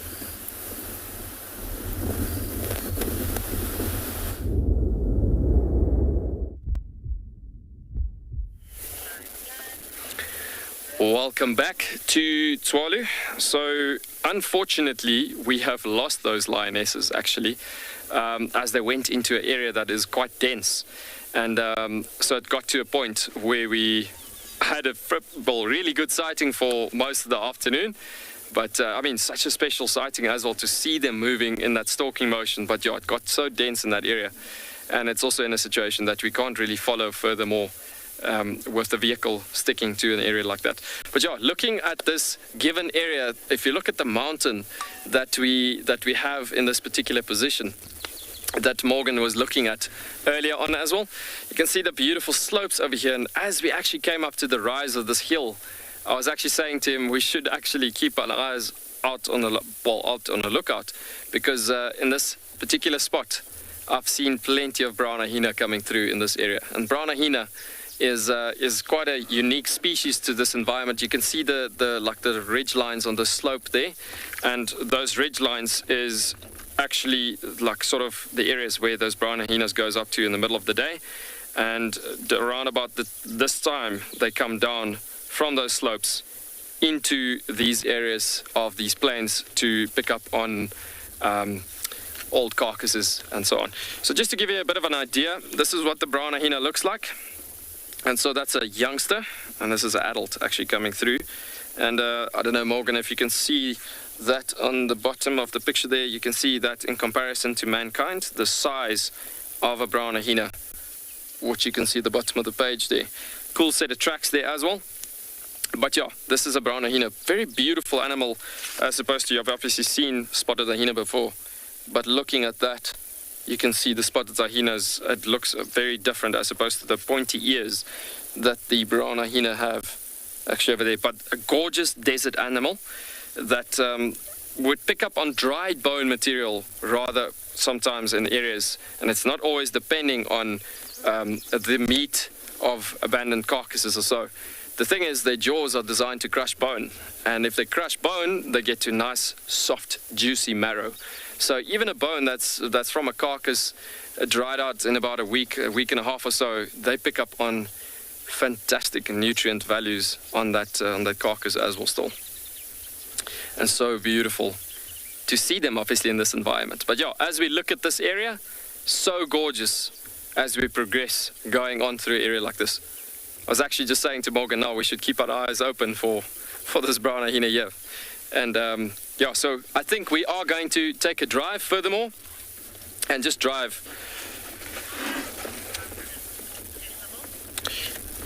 Ian, you've just asked a question, are the mountains accessible? For sure they are.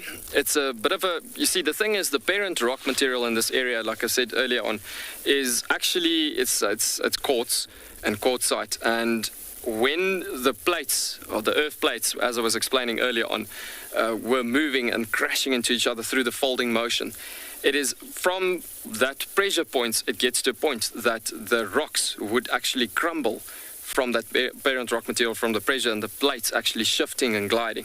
So that created a bit of loose rocks on the mountains. So you get to a point, especially if you look at the mountain over there, you'll see that there's quite a bit of, like, especially close to that rocky plate coming through there, you can see a lot of loose rocks around there. So if you climb up the mountain, you just got to be looking very carefully where you place your foot placement when you walk up the mountains. But these mountains, being the Coronaburg Mountains, is most probably one of the prettiest mountains, especially in the Northern Cape Province. And yeah, so I mean, really special. And being in the desert environment, you get awesome species of animals in this environment, which you find up there, typically like the Smithfield rock rabbit as well. I'm going to try to find a picture for you on that as well. But even while we're standing looking at that mountain, the possibilities are quite strong that we could actually get to see one of those rock rabbits moving around in a spot like this. So keep our eyes open for one of them actually possibly moving over the rocks in areas there. And then I've actually driven past an area like this, well, typically this mountain as well, the one day. And so we driven past this area and we literally saw movement, something black moving along the rocks of the mountain. And then it was a porcupine up there actually trying to eat and find something up there. Just a quick picture. That's the rock rabbits that you find in the area here.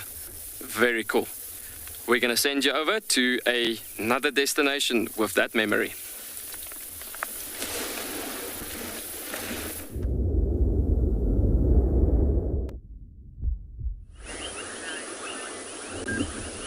So we've come racing back from that clearing to get across the river before it got dark, because we were a little bit worried about crossing the river in the dark. And as we got up onto the other side, look what we've managed to find, everyone. A beautiful owl. And you can see Odie zooming out. He's just flown away. But it was a beautiful spotted eagle owl. Quite a cool bird to find around Ngala as well. It's one of the owl species that we don't see as often.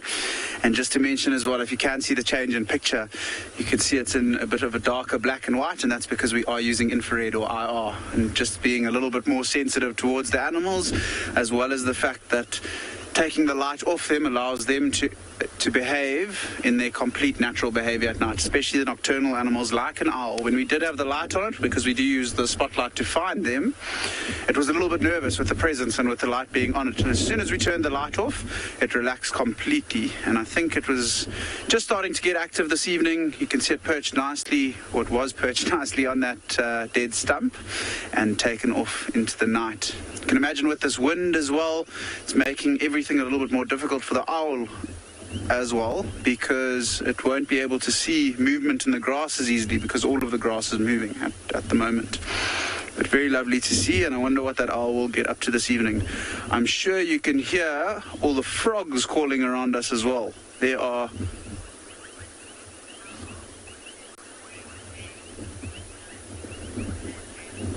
so Andrea asking about an owl's vision, specifically at night, whether it's better during the day or night. It's pretty good during the day. They are pretty good, do have good eyesight during the day, but they are nocturnal. So they do have many more rods in their eyes, which makes their nighttime vision much, much better than we can see at night. In terms of their vision during the day and night, I think it's better at night. I will have to just double check to get a complete understanding of that, and I'll get back to you. It might only be tomorrow, Andrea, but if you are here tomorrow morning, I'll be able to get back to you with that. But I do think their eyesight is much better at night than it is during the day, just because they are nocturnal and you tend to see them moving around and hunting predominantly at night. Back on the frogs, which we can hear around us, the wind might be me muffling the sound a little bit, but you can hear those little blops that sound like water dropping into another body of water, are bubbling casinas. The high-pitched little squeaks that we're hearing are also painted reed frogs, but we're going to send you over somewhere else quickly. Oh no, they can hear. Okay, they can hear the frogs. Sorry about that. But yeah, it's quite beautiful to be out here. I was quite keen to come to this area. It is in the east. It is where we got very close to where we got stuck this morning. It is absolutely drenched and very marshy around us. So there's lots and lots of water around, lots of cover as well for the frogs and structures that they can move around on, hide during the day, and then of course hunt at night and look for all kinds of insects to feed on as well. I'm just going to move down onto the chair. I was sitting on the back there with OD, and you can see in front of us there's also quite a nice puddle of water in the road. So these little puddles of water will also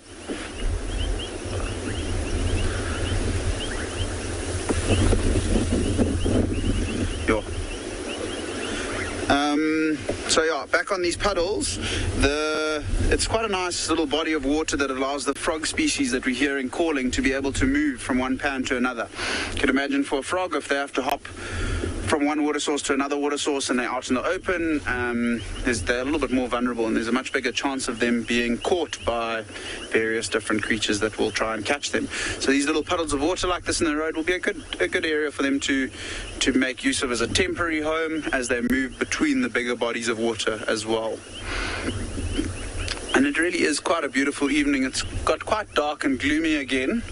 We can still see little bits of blue sky, not too clear at the moment, but it is around, and the clouds are quite high in the sky as well. So we really are hoping that these clouds blow over by tomorrow.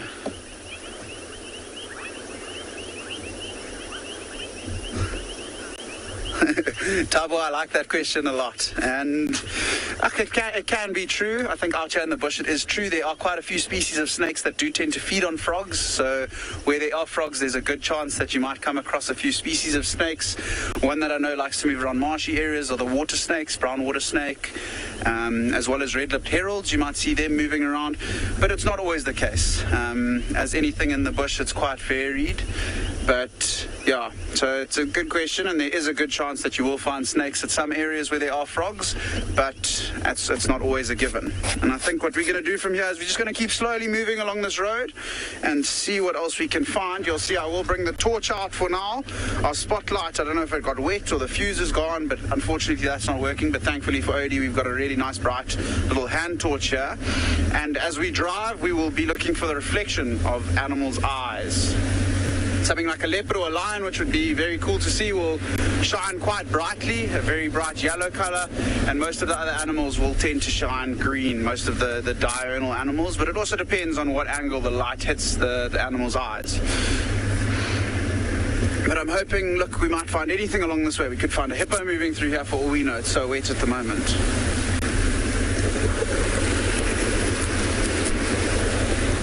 Also, at this time of night, you've always got to keep a lookout on the road as you drive to make sure that you are able to turn lights off to miss things like nightjars and bronze-winged coursers, some of the nocturnal birds that come and make use of the roads at night.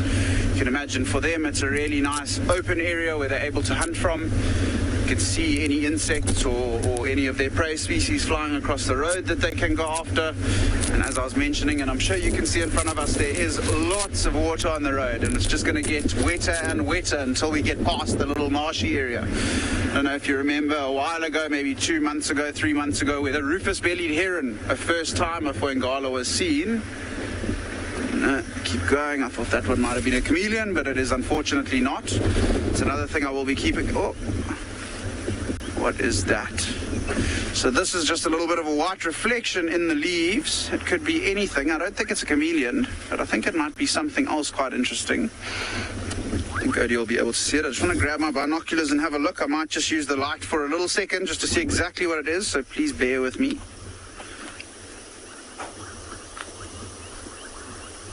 And it is indeed that. Do you think it's bark, Odie? I think it might be a foam nest, frog nest. So that's bark up there, but down there in that quarry, that little white thing that's flowing. So we don't have a clear view of what it is. However, I've just caught, can you believe it, I've just spotted a frog. So where that white thing is blowing in the quarry that Odie's looking at, I don't know if you'll be able to see it in infrared so well, there's a branch behind it, just behind that little white thing, and there was an eye, and I saw the shape of a frog. So that gives it away to me that I think it is a foam nest frog nest. So quite a cool thing to spot. It is quite a bright white color, so you will tend to spot them quite easily at night. And it was just the reflection of the eye. We're speaking about the reflection of various different species of animals and their eyes that might shine to you, and that's exactly what I saw through my binoculars, was the frog's eye reflecting. So if I had to guess, I would definitely say that that is a foam nest frog nest. Okay, can't see it, huh? Okay, let's try sneak a little bit forward, or reverse. See if we can get a view of it. Odie's struggling. I can see it quite nicely with the light. You can just see that white sticking out, but without the light.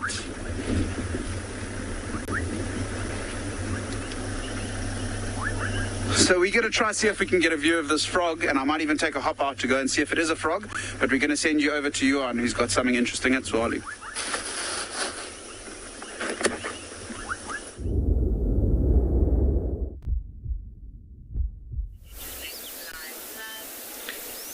Folks, as we just spoke about this mountain's base edge, with brown hyena possibilities being here, look at what we've just found on the base of the mountain. A stunning brown hyena. I just showed you the picture in the book. Look at those tippy toe ears, if I can put it that way. So we had one individual just running off into one of the back valleys of the mountains here, and as we pulled back out, we come across that typical flickering ear motion in the grass, and there we go. You can see he's hiding a bit there, but a gorgeous brown hyena, and he's even dropping his head a bit more. By the looks of it, he's getting a bit more relaxed. But this species, guys, this is so incredible. Thinking about how we literally spoke about it, and just driving through the area, and suddenly there it is.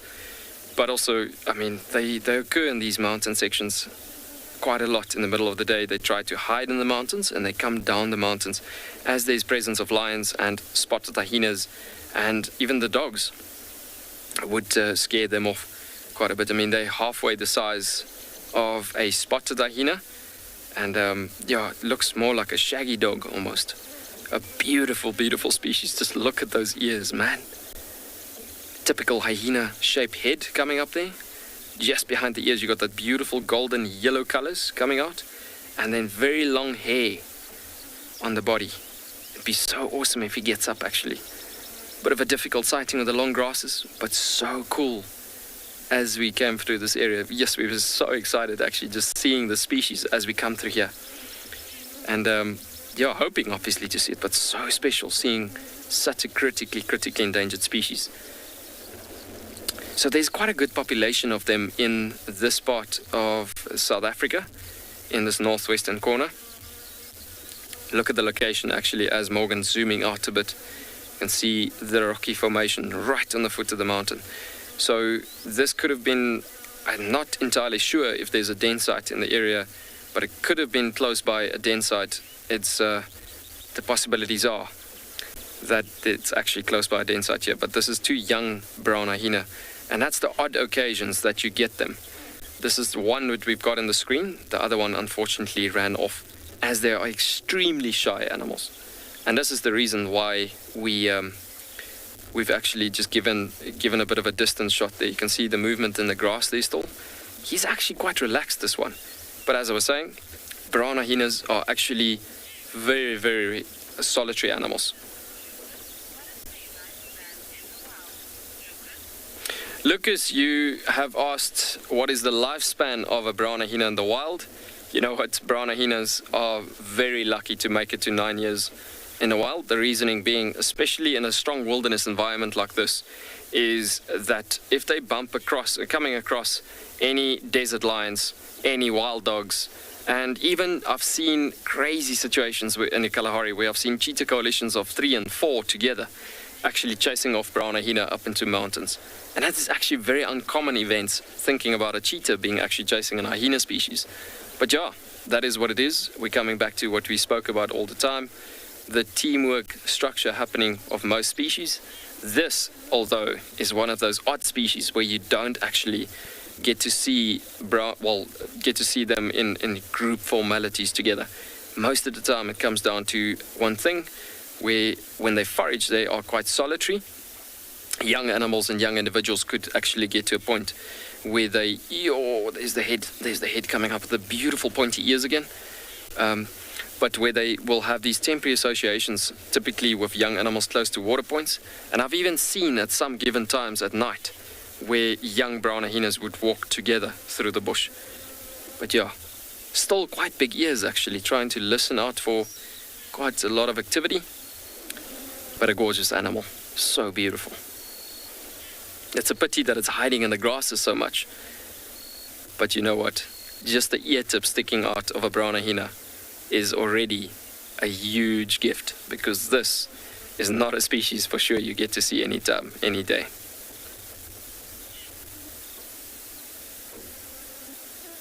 I just hope he actually gets to stand up a tiny bit for us. You can see that yellow markings behind the ears.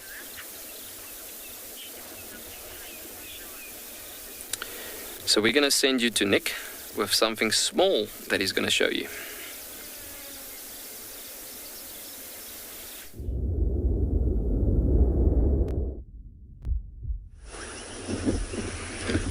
So after you left us to head to Tswalu, I jumped out of the car with a torch and ran over to what I thought was a foam nest frog, and I was very incorrect. It was bird droppings, and the uric acid contained within bird droppings that made it shine that white color. However, I was correct about the frog, and you can clearly see it now on the camera. And have a look at it. You can see it's quite dark colorations. It's pretty much just a grey and white frog. Have a look at those back legs, how they're sticking right out, almost like a human shoulder blades, or cheetah's shoulder blades. And that is a foam nest frog. So we were halfway there. If that white, the idea of the white bird droppings being the nest did prompt me to think it was the foam nest frog species, and that is it. And you can see it just sitting there on the branch. It's sitting in a magic quarry that is blowing in the wind quite strongly, and it's just holding on quite tightly there. And the foam nest frogs, they do tend to spend a bit of time around the marshes. I'm sure you've seen on previous shows, maybe even on today, with their nests and how they are those white foam balls that often sit above the watering areas. However, you don't tend to see these foam nest frogs inside the water too much. They tend to spend a lot of time just around the water and on branches, just like this one is perched right now. And it'll be looking for all kinds of insects to hunt tonight. And Tabo, that would be the perfect species of frog to be eaten by one of those brown water snakes or red-lipped heralds. And as you can hear just in front of us, the frog noises are getting louder and louder. So we're going to leave this little foam nest frog to be and head forward a little bit just to get to the center of the marshy area. And when I get there, I'm just going to turn off the car and just have a listen and see how many different species of frogs we can potentially identify.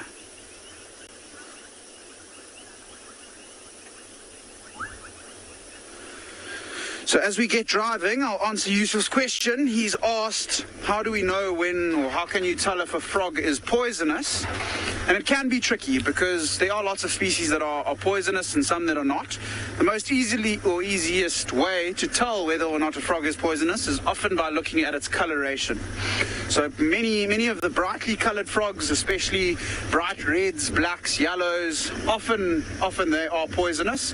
One species, just to give an example, is the banded rubber frog, which we might actually hear now, which would actually be quite cool, but that is a poisonous one. But then there are also other ones like the painted reed frog, which is also quite colorful. It's got beautiful black and yellow, and then that species isn't poisonous like the banded rubber frog. But mainly with the colorations, which is that aposematic coloration that we tend to speak about. And yeah, but it can be quite difficult. You need to sort of have a look in the frog books and go and do a bit of research to actually tell exactly which species, but the coloration of them is quite good. So I'm just going to stop speaking for a little while and just have a listen and see if we can identify a couple of these species.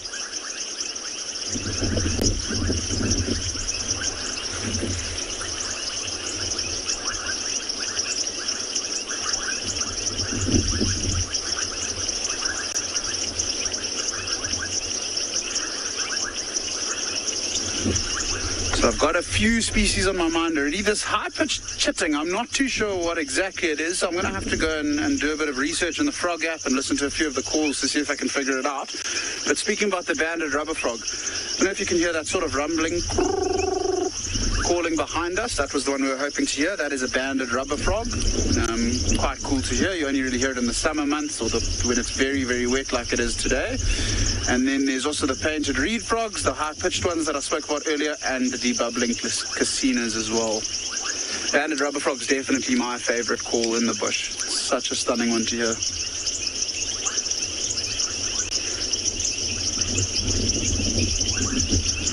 Another bonus about coming on safari to South Africa or Africa in general in summer is that you do get this other element of the experience, the frogs and the insects, and the frogs being a big one, because I think frog noises, especially just as a small quick stop to have and listen, is really special. And often if you go in with gumboots and go and explore at night, although you do have to check the areas around it quite a lot to make sure that there's no bigger animals, no hippos or elephants moving through the areas, you can hop off with a torch and go and walk through it. I was chatting to a guest the other day and he was telling me that it is called herping, which I sort of related more to going and looking for snakes and trying to find and catch snakes. What I refer to catching frogs and looking for frogs is just frogging, quite a simple term which is easily remembered. There's that painted reed frog, that high-pitched one just starting as well. But I think what we're going to do, we're going to leave these frogs to be and sort of start making our way back towards camp where we are staying. There are some clearings on the way back, so never know what we might find, but we're going to keep driving for now and see. Maybe we get lucky with a cat. We have been after one the whole day and haven't been able to find any. But maybe we'll be lucky. You never know.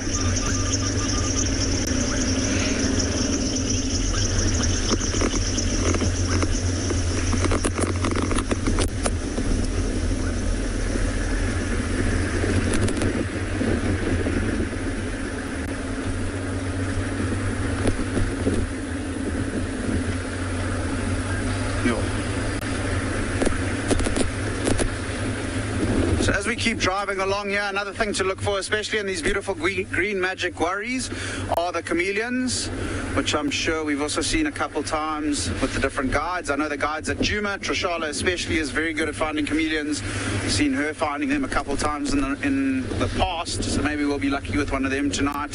There's also a clearing coming up in front. Oh, there, look there on the road, Odie. Have you got it? Oh, don't. So, okay, I'm just going to sneak forward a little bit. I think it's the same species of owl that we just had. And there's a chance that this owl might have caught something. I saw the way it was hopping around. So I'm just going to stop about here. You got it, Odie? There we go. How fantastic is that? And I think I'm just going to have to hop quickly behind to have a look at the monitor and see exactly what it is. I don't want to put the torch on it while we are stopped here. Spotted eagle eye, Odie. Yeah. So another spotted eagle owl. I know he says that it hasn't got anything in its talons, but it could very easily be looking to catch some of those frogs that I was speaking about earlier that might be moving from one marsh to another. As they hop onto the road, that owl with its superior nocturnal vision will be able to spot it and silently swoop in and catch them. And it's a good prey species for them at the moment as well, considering there are so many around. But we're going to keep heading back towards camp, and maybe we'll find something in the clearings.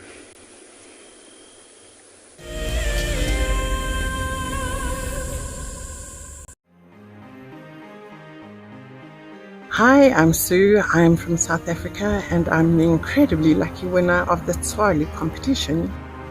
Tswalu has so much to offer, but we're really looking forward to the game viewing options, as going out with a personal guide who has so much knowledge will just be exceptional.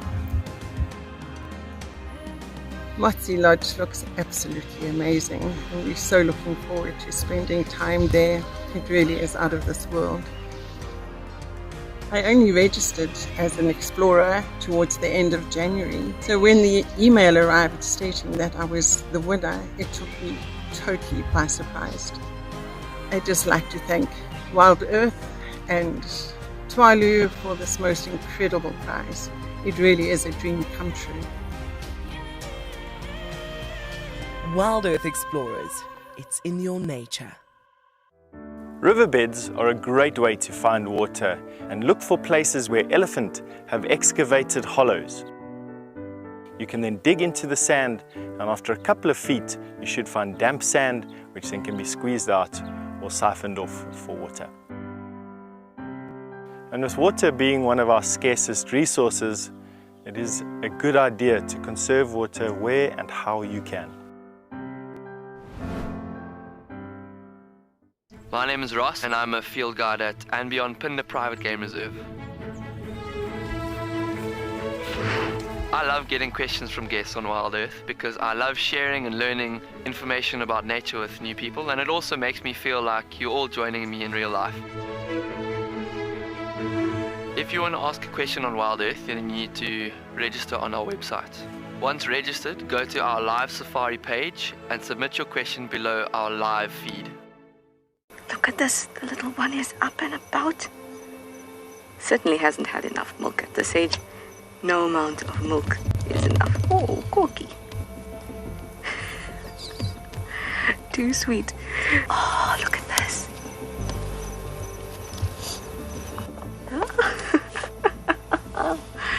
That is stunning. Tune into WildEarth every single day. It's in your nature.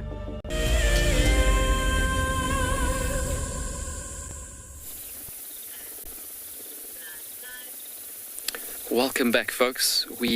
As we've been looking at that brown hyena that's been sitting in the grass, he's been actually getting up in the meanwhile, and he just moved in behind those thorny bushes and some of the velvet leaf raisin bushes. And just on the foot of the mountain, we just lost visual of him right now. And talking about heading off, it's quite interesting thinking about how these brown hyenas are adapted in this particular environment. There's some areas in Africa where brown hyenas are known to actually roam and having territories actually, and being quite territorial, marking their territories by means of dung middens, for instance, or scat middens, shall I rather say. But looking at this particular region, as Morgan is scanning, they head off from locations like this into plains, and having on average in Africa territories like 19 square kilometers.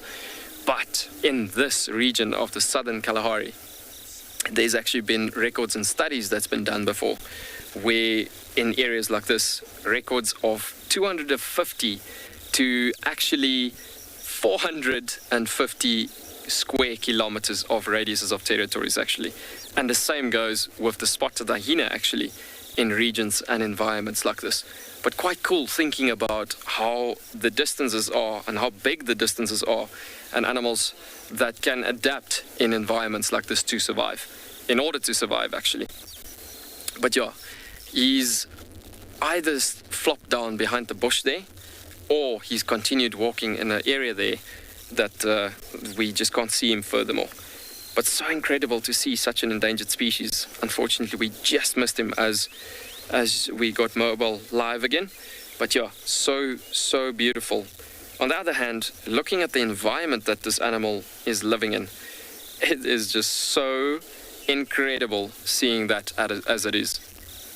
And just so different again from what we have seen all the way from yesterday morning, all the way through to what we have seen already till now, from that Pygmy falcon, that particular area, all the way across to here. The green Kalahari is truly a gorgeous environment. So, folks, this brings us to the end of the show, unfortunately, today. And tomorrow morning, Central African time, 6 o'clock, we'll be back with you. And having a fantastic another morning safari with all the other destinations alongside with the gorgeous destinations that we have all over Africa. Awesome, guys, and have a fantastic evening. See you tomorrow.